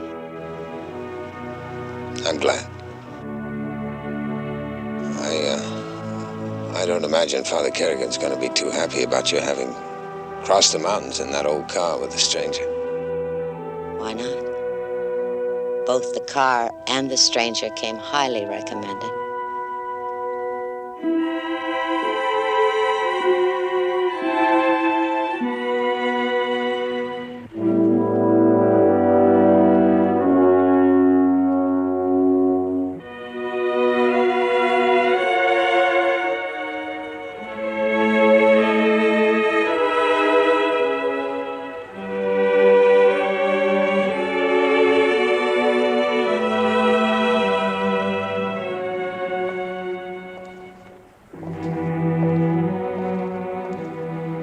Two fugitives, one having found a resting place, the other continuing to step off his inches on the scale of life. For him, the future will be no less precarious, but somehow he won't feel quite so alone.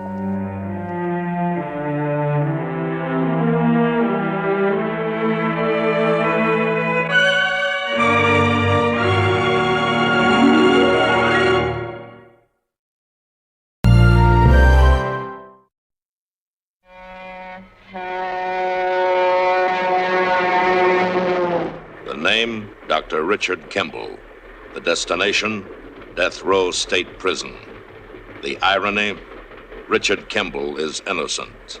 Proved guilty, what Richard Kimball could not prove was that moments before discovering his murdered wife's body, he saw a one-armed man running from the vicinity of his home.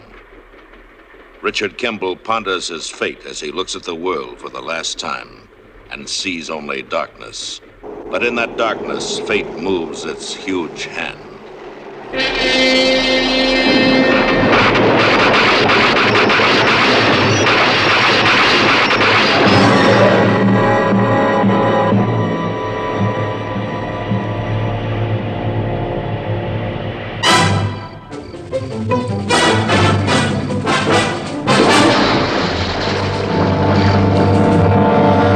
The Fugitive. A QM production, starring David Jansen as the Fugitive. with guest stars Ed Nelson, Carol O'Connor, Ellen Madison. Tonight's episode, Flight from the Final Demon.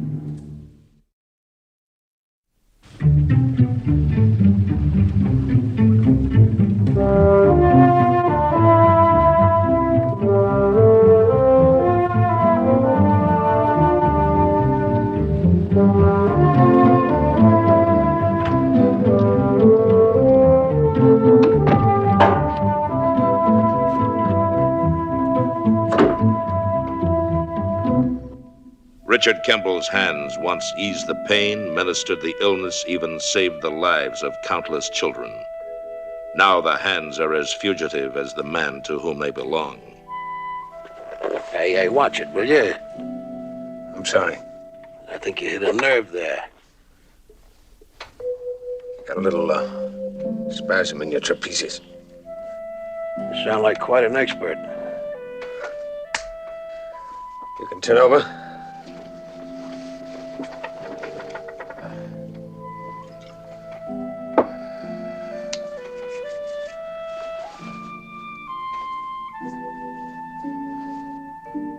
You know, your face, you kind of look like somebody. Like somebody you know? I hear that a lot. I see you around here before. I've only been here about 3 weeks. Where you from? Can't know how. What's your name? Al Dexter.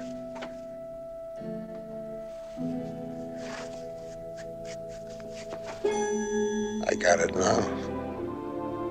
You remind me of a cousin of my wife's.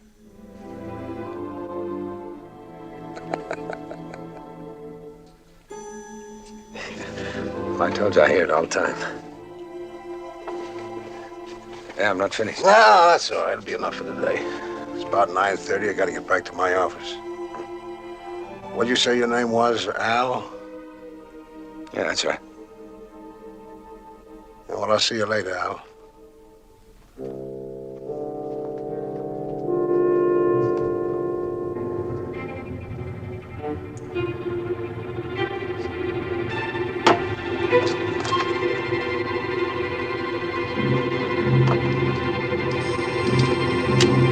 Hold it.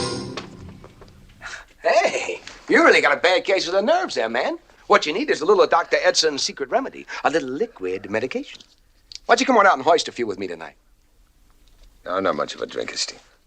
Oh, come on. A couple of beers can't hurt anything. Besides, I found this new little club, and things are beginning to happen, huh? Voo. Come on. Last call. The ship sails without you. Why not? Now you're beginning to talk. We move out tonight. We move out tonight.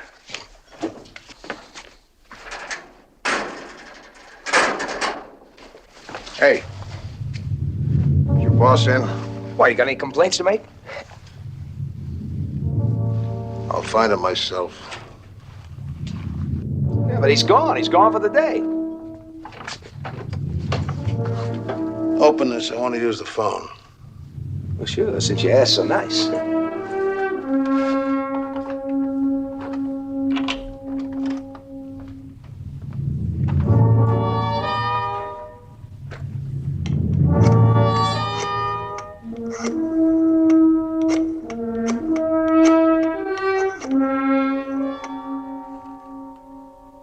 Now, this is Sheriff Bray. Get Horton on the phone, will you?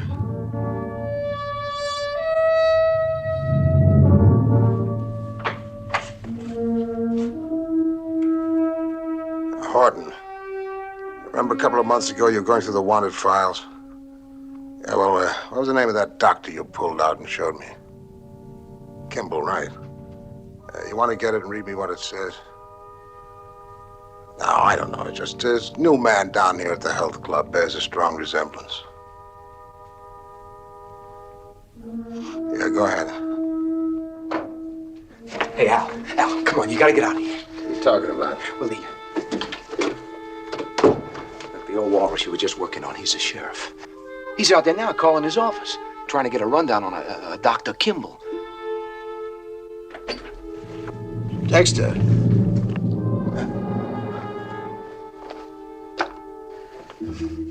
What can I do for you? Well, I got some questions I'd like you to answer. Sure, anything you want. Well, let's go down to my office. Oh, hey, wait a minute. You can't do that, no. I mean, he's got appointments the rest of the day. Cancel the appointments. You got a code or something? Right in here. Yeah, well, hold it. Just wait a minute.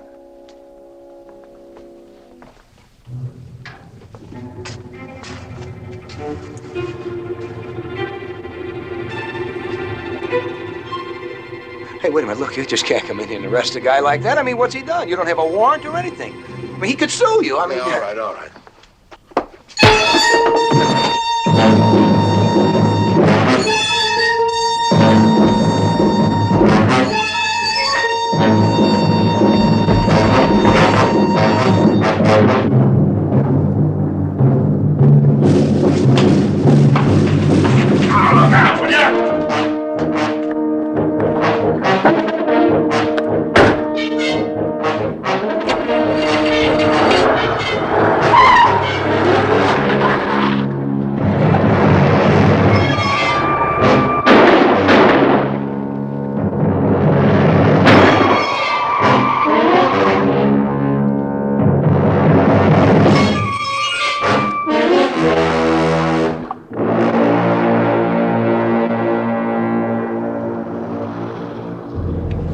All right, slow down.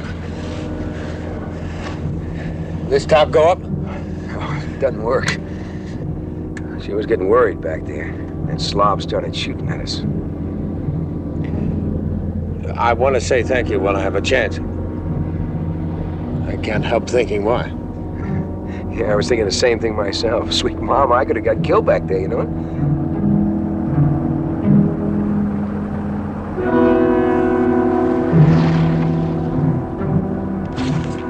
Watch it.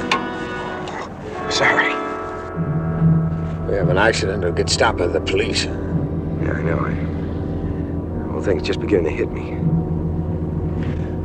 You let me off the first place that looks good. Yeah, I guess I kind of bought a one-way ticket, huh?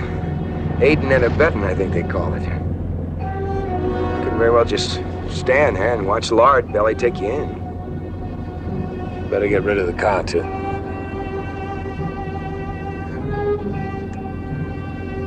Hurt my shoulder back there. Hey, I'm bleeding. All right, up ahead, pull off.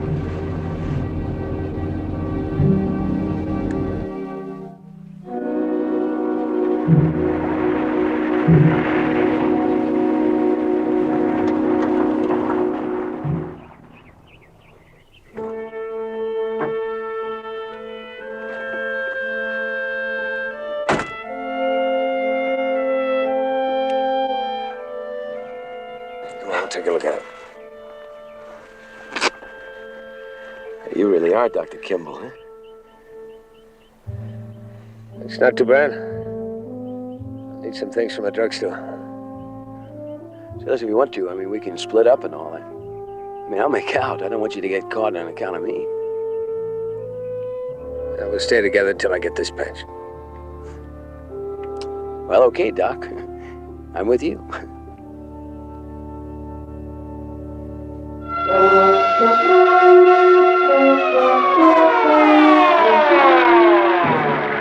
get that bulletin out describing the car? Yeah, I just heard it on the squawk box. They won't get 10 miles before somebody spots them. What about the state boys? I gave them the word. Well, the other guy's name is Edson. Been in town 4 months, no home address.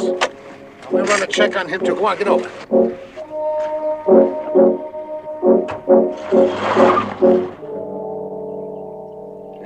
Hey, you're using up all my booze. Yeah. Muchas gracias, amigo. Keep your eyes on the road. Watch for a bus or a truck or something they can use. Oh. Well, how's it look, Doc? Let's forget that doc business on it. Nobody can hear us up here. Getting a tight spot or slip like that can make the difference. You got it down real scientific, huh? After a while, you learn. Must really be something. I mean, having to run away all your life and everything. I read about you in the paper. How long ago was that? Nothing like how long it feels. Yeah. Did you kill her? That's all I can do for that hound till we get to town. Just put on your coat.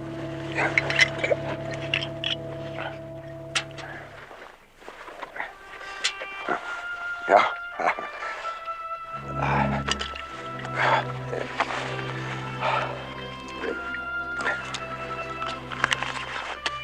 Well, I don't suppose it makes any difference now or anything, but did you? I mean, did you kill your wife?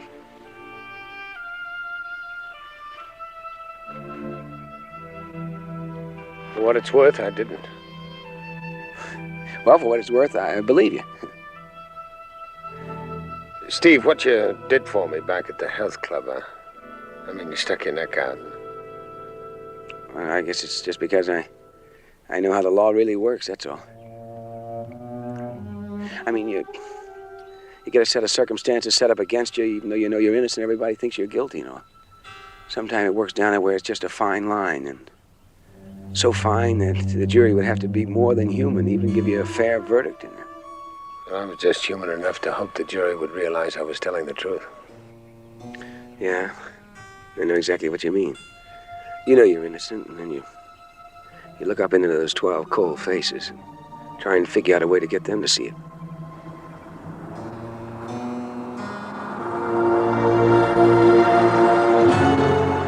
There's a bus, come on. Hey, Steve.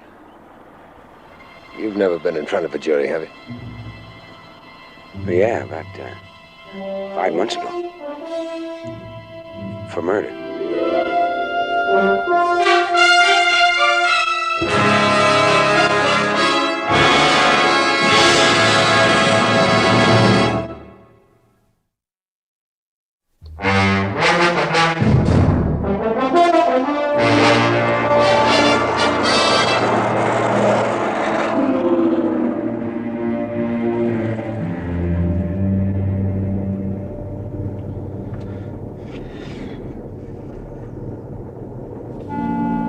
You said you were tried for murder. Yeah.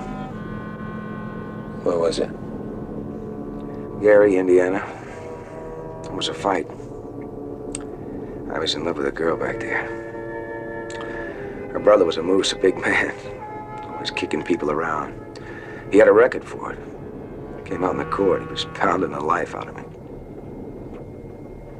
You plead self-defense? Yeah. They acquitted me. Of course, it could have gone either way. That's the way the law works sometimes. You know, looking at you, I think I could have wound up the same way.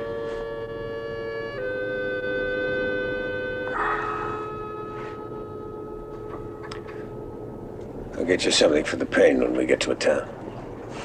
Yeah, Bob, would be great. I'll give you the whole arm for a pint right now. We're gonna need some money. How much have you got? Say, I got $4 or $5. I don't know. I got 7. That's not much, considering we're gonna have to get a place to stay, some food, medicine. Hey. We can write checks. I got over $200 in the bank. Cash an out-of-town check, they call your home branch and check on you. Yeah. There goes $200 down the drain.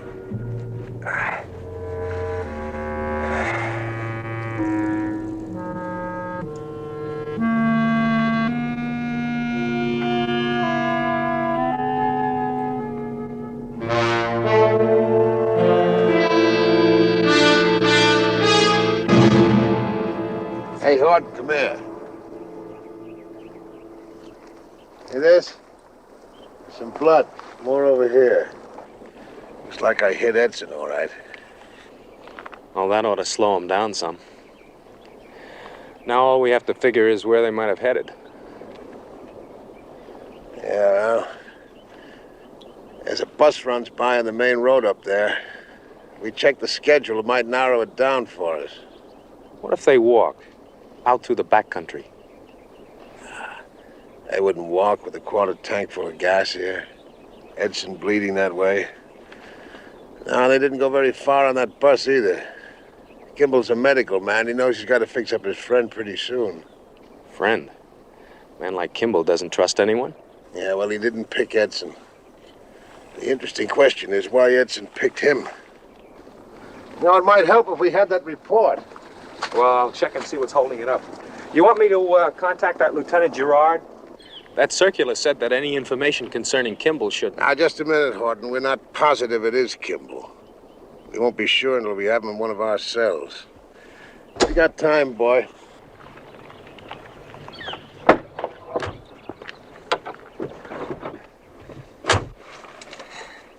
And it won't hurt your standing come election if you're the one that brings him in, huh? Now, you're too young to remember old Jason Clay. Quite a hunter. Well, there used to be a prize buck around here, and old Jason, he kind of laid a claim to him. And every hunting season, he'd go after him. Nothing else. Well, one time I went out and I killed that buck. I threw him over the front end of the pickup where everybody could see him. Drove him straight through town, right up to Jason's house. Oh, I said, it was a bad mistake. I was sorry, but nothing I could do about it. And I offered him the deer. Of course, he turned it down. And I ate venison all winter long. That trophy head's still hanging over my mantel. Yeah, it's been a long time since there's been any prize game like that around.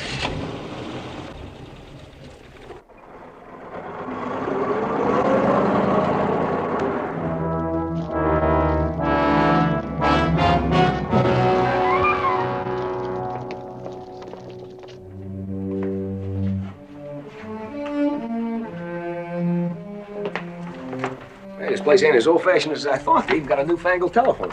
We won't be calling anyone.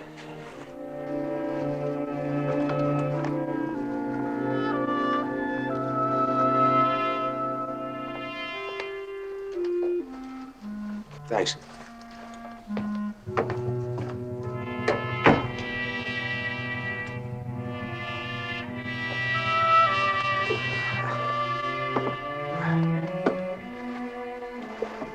You take it easy till I get back from the drugstore.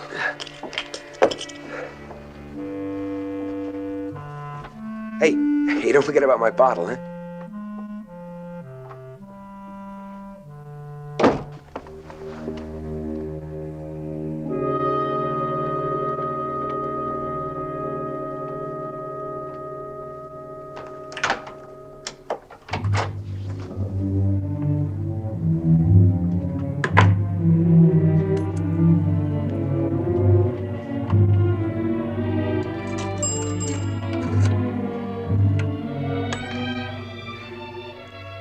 Operator, I want the area code for Gary, Indiana.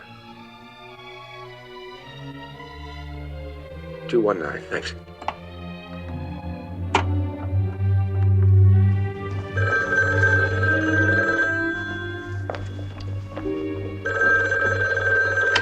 Hello? Hello? Linda, can you talk? Steve? Steve? Darling, yes, I'm alone. Joey's not here. Honey, I probably shouldn't have called. I haven't heard from you all these months, not a word. And you disappearing after the trial, I couldn't understand it. Steve, you were acquitted. Honey, look, I know I'm not guilty in the eyes of the law, but in your eyes, he was your brother? Oh, darling, I don't blame you. It was as much my fault. Nothing's changed between us. Steve? Are you... Are you back? No. No, listen, I'm in some kind of a jam right now. I don't know what's going to happen. I need some money. Well, all right, I'll bring it to you. Where are you? No, honey, look, just wire me what you can spare. Don't come. If you want, I'll contact you later, when everything's okay. All right. Send it to me, Western Union, Meadville. Meadville. Steve, please, be careful. Darling, I can't talk anymore. Yeah. Yes, of course I can. Sure. Bye. That was him, wasn't it? Who? You mean that? Who's Tom? Tom, don't give me Tom. That was Steve. Joe, stop it. I'll stop him if he tries coming around you again. You hear? He's gonna learn you got another brother. Stop protecting me. You're smothering me with your protection. You throw yourself away on a I'm no-good... 28. Joey, I'm 28 years old. Leave me alone. Oh, Linda. Honey. You're not gonna do it. If I have to lock you up here. If I have to go find that Steve.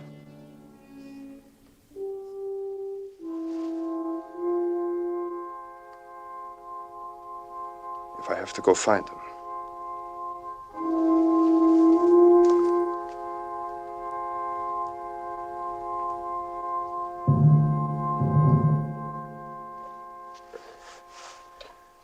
Be a little stiff, sore for a while. You lost some blood. It should be all right to travel tomorrow. Here. Ham and beef. Well, wait a minute. Let me work up a little appetite, huh? We got $2 left. This meal will have to last a while. Well, don't worry about it. By tonight, we'll be loaded. You will. You keep drinking that. What, not this? I mean, with money. My girl's sending us some. You told somebody where we were? Well, yeah. You trying to get us caught? Well, no, I mean, come on, relax. She's my girl. We can trust her. Well, maybe you better tell me about it. Well, I'm not gonna tell you anything. She's beautiful. It's a girl I met back in my home in Gary, Indiana. I sold her a car when I was working there in a used car lot and all. We were really going serious there, and then we split up, you know. Because of the trial? Yeah, you see, the guy I accidentally killed was her brother.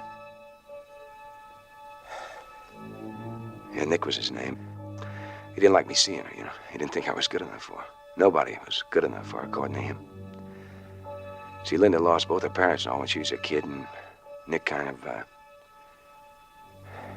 Anyway, he come home all soused up one night, and he caught Linda and me there. I mean, we were just sitting there, you know, in the living room. He started working me over. He beat me up kind of bad. He beat me up so bad I had to go to the hospital. You said he had a record for assault. Yeah. I guess if I hadn't loved her so much, I would have steered clear from her for 10 states or something. Anyway, I started going back, seeing her again on the sly, and, you know, just till I get enough money, we could go away, you know. He found out about it? Yeah, one night he caught us at a little restaurant. He dragged me out there in front of everybody, started working me over. I broke away from him, run back in the kitchen. He caught me. Anyway, I reached back, I'd get my hands on something, you know, anything. It turned out it was a knife. I couldn't face her and all after the trial. I just started drifting around. I sure am glad I talked to her today, though. She said she understood and all. Nothing had changed between us, you know. She wanted to even come up here and be with me. I wouldn't let her, though, you know, not now. Not now. But someday. Someday she can join you. Yeah, boy, it'll really be something, huh? Somehow, you know, I never thought that would ever happen. I made the run, but I can't say I remember seeing him. But you picked up a couple of men about 15 miles out of town, didn't you? Yeah, it seems like I did. Of course, I'm picking up passengers all up and down my run. You know.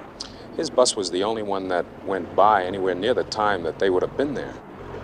I can't figure them walking or hitching a ride, can you? No, Edson was wounded. And what'd they do, hop a plane? Did you say Edson? Yeah, what about it? I found this in the back of the bus when I cleared my run.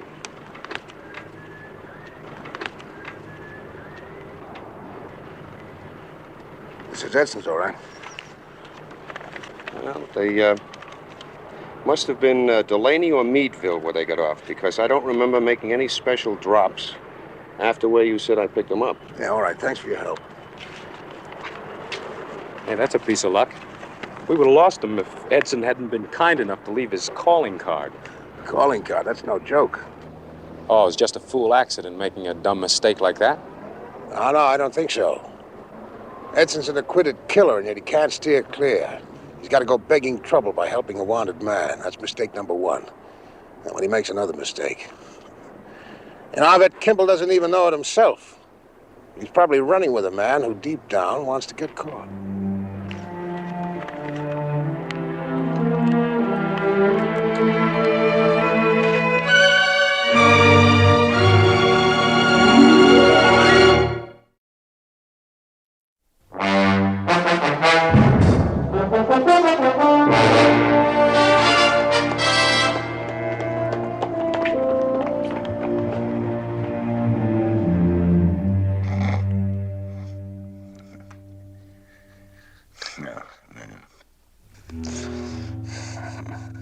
Please don't.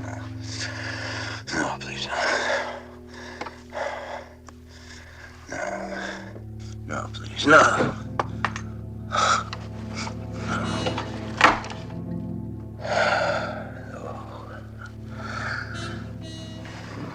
You all right? No, I guess I was just dreaming and all. I felt like I was burning up. Oh, it was lousy whiskey. My throat's so dry now. You pulled this off in your sleep.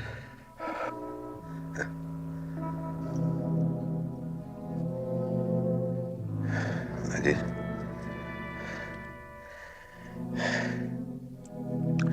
My dad gave this to me. I suppose I wore it to please him and my mom and all. You know, they were kind of religious. I never really believed in myself. I still don't really. You tell yourself that often enough.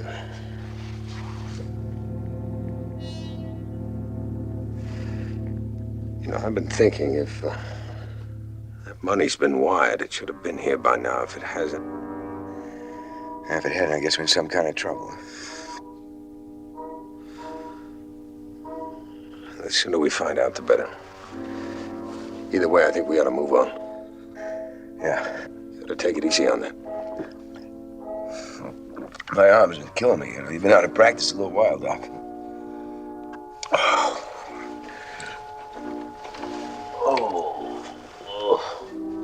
You all right? I feel like I'm gonna be sick. My head feels like something else. I must have a fever or something.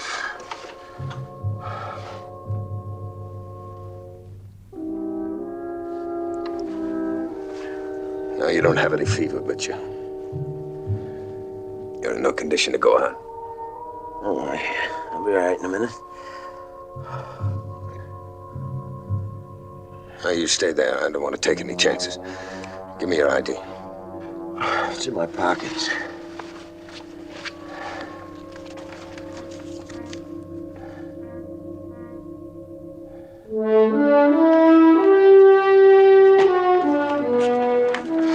I've covered every hotel and boarding house. Nobody's seen him.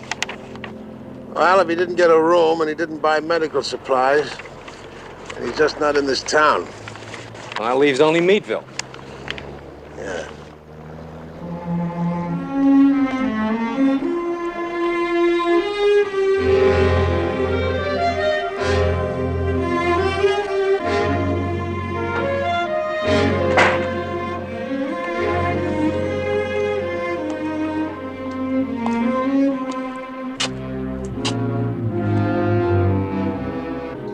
expecting some money. My name is Stephen Edson. Year of birth?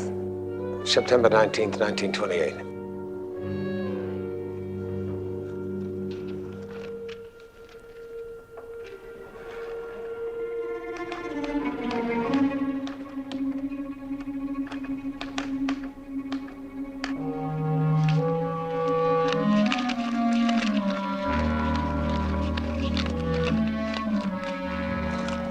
Thank you. Oh, Mr. Edson, I'll need your signature.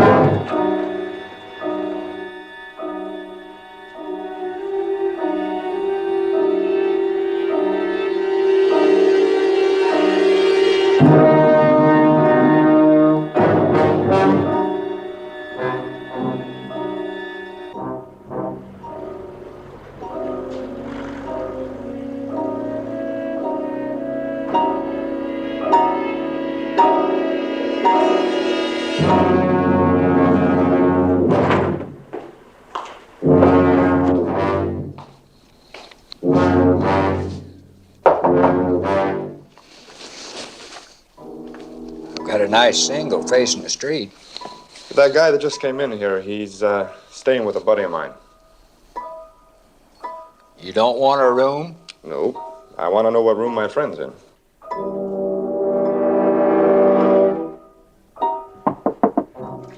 Steve.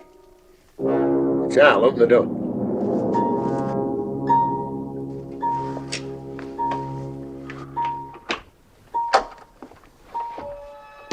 There's a guy in the lobby.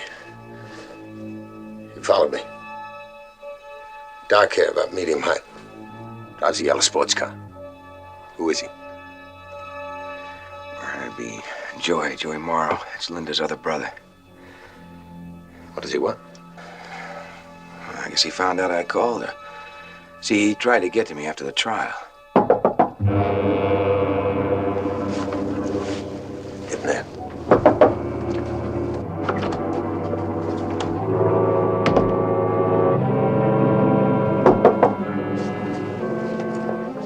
Yeah, what is it?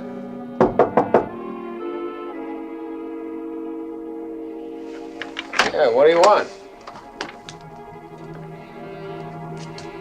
Where's Steve? Steve, there's no Steve here. Steve Edson. My name's Edson. It's Paul Edson. Forget the hustle. You picked up $100 just now. Money my sister wired up here to Steve Edson. I think there's some kind of law about picking up money that doesn't belong to you. Okay. I met this guy, Steve, in a bar. He was drinking. I heard him talking about the money I left at his wallet. Yeah? Yeah, look, if all you want your sister's money back. I want Steve. Let's go. You better not be conning me. Wait a minute. Steve. No, wait a minute. You come here looking for me? All right, you found me. Here I am. After what's happened, you're still trying to get to my sister. Oh, look, Joy, the You're money was... begging for it. Joy, the money was to get West to get away. So she could follow. Once and for all. Okay, Stevie. I'm gonna do it just like you did. The same way you gave it to Nick. All right, yeah, sure. You got it figured out right, yeah. I'm going back to take Linda. Sure, I'm gonna take her away. And you gonna stop me? You with it? Why, you yellow punk. You want to stick that in me? All right, come on. Come on, stick it right in there.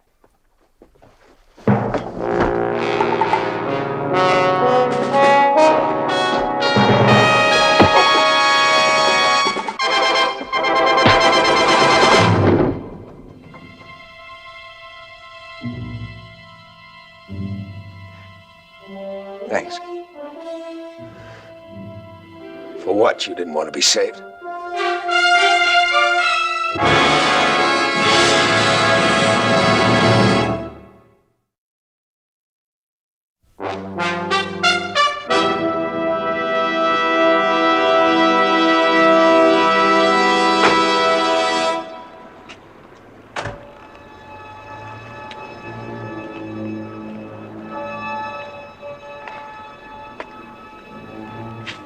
We haven't eaten all day, Sheriff. No, but they have, and they're probably rested, and Edson's probably all patched up. Kimball squares himself, he'll take off, alone. I'll check the hotels again. Yeah, and move. Yes, sir.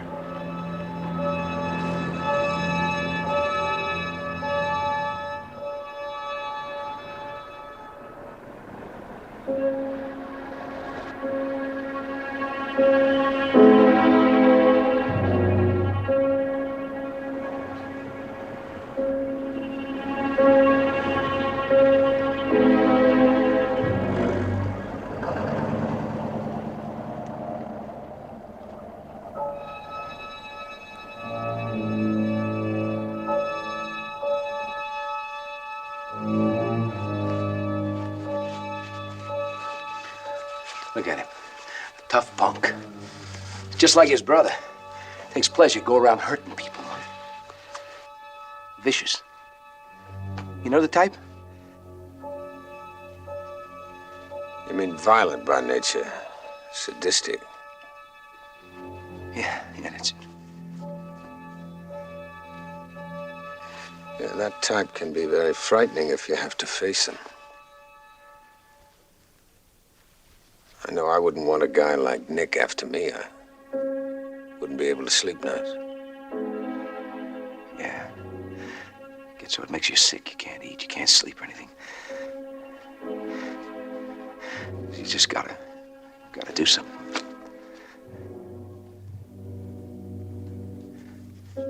Well, I'm all finished here. All right, let's put him in the bedroom. They'll find him in the morning.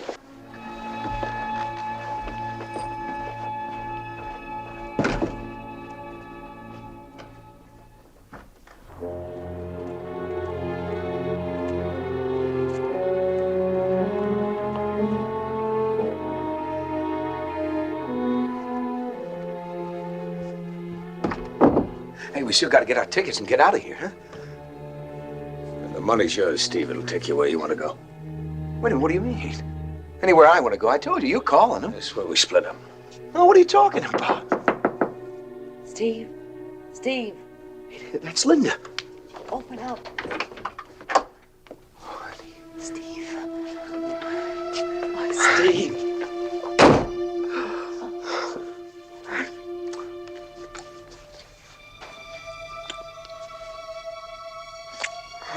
Are you all right? I saw Joey's car downstairs. I thought he might have... You didn't tell him, huh?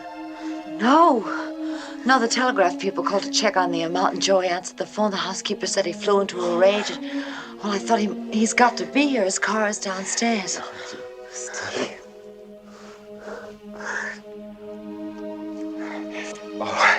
Oh, look, this is my friend Al. We've been traveling together.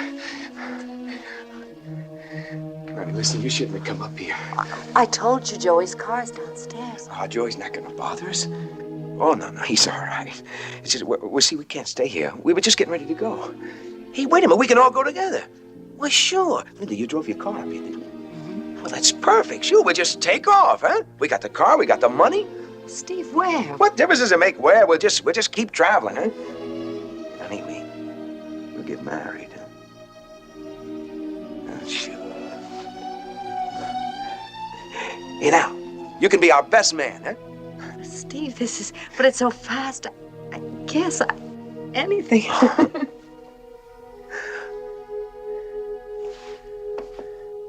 now, wait a minute. Look, we gotta stay together. I mean, just a little while longer, huh? Oh, I'm sorry, Steve. Wait a minute, look out. We're not out of the woods yet. No, I mean, they're still my shoulder. And then they probably have the roads blocked and all. Till we get out of the state, huh? I can't help you anymore. Now, come on, look. I mean, I helped you when you needed it. You're not going to let me down now. No, I tried, Steve. Now you're on your own. No! Well, I mean, Linda's here now. Yeah. Linda, you don't mind if he goes with us, do you? No, look, it'll be just the three of us together. Steve, what is this? What is going on? Now, don't drag her into this. She can't help you either. No one can help you. Now, wait a minute, look. No, I'm not going to let you walk out of here, no. I'm going to go with you. Why don't you tell her why you couldn't face her? Tell her why you've been running. Why you risk yourself to save me. Go on, tell her. I can't. I can't.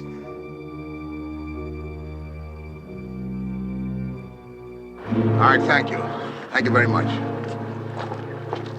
Well, I got positive identification. And this lady's pretty sure he's in the hotel over there. Well, what are we waiting for? I'll first notify any cars in the area. I don't want to lose them. Go ahead.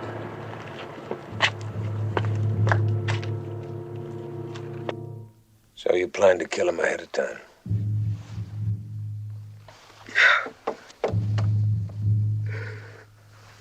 I found out he was going with a waitress at that little restaurant, and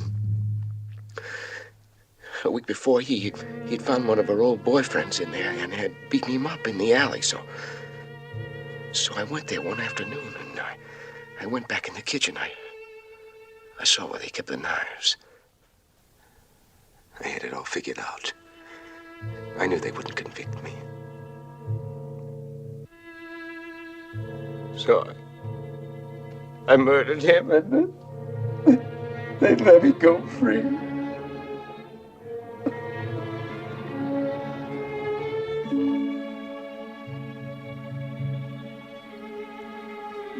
man with a conscience commits a crime and it goes unpunished. He can't live with it. So he finds his own punishment.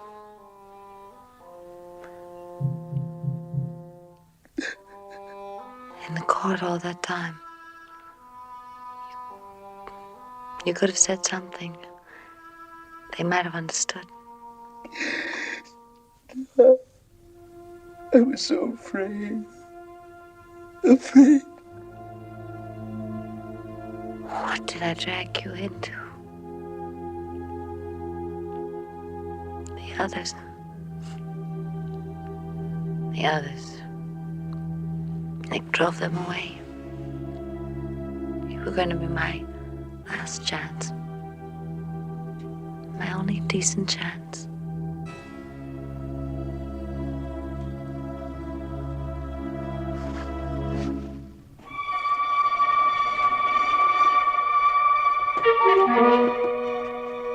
It's the police. You two stay here. They're after me.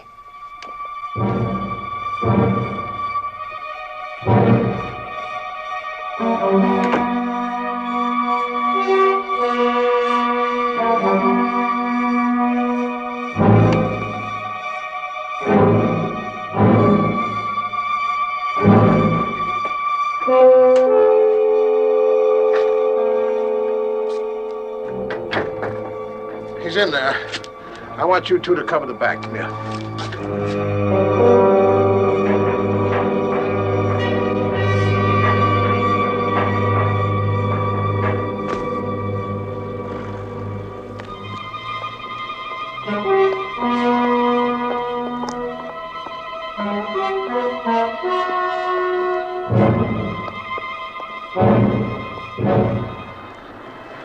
I'll take it easy, son. We don't want to go spooking up any unnecessary trouble.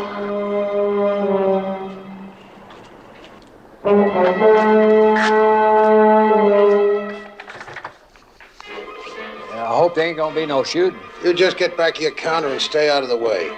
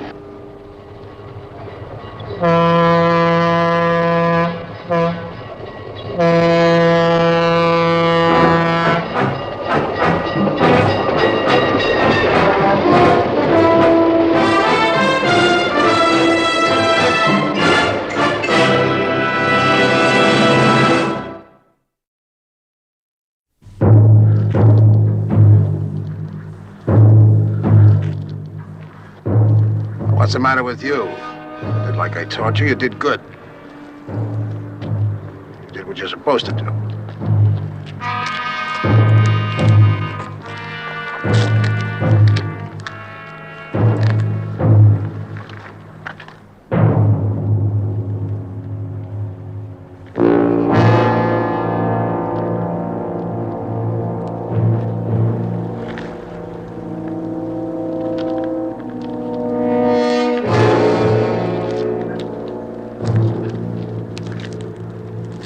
Boy, I'm gonna cut you down for this. You're gonna be riding the desk chair from here on. Well, you got your trophy, didn't you? 2 of them. Him and me.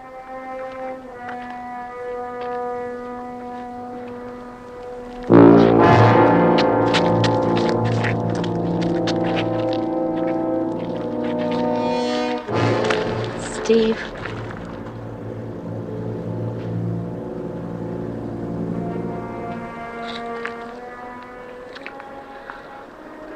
He found a way to stop running.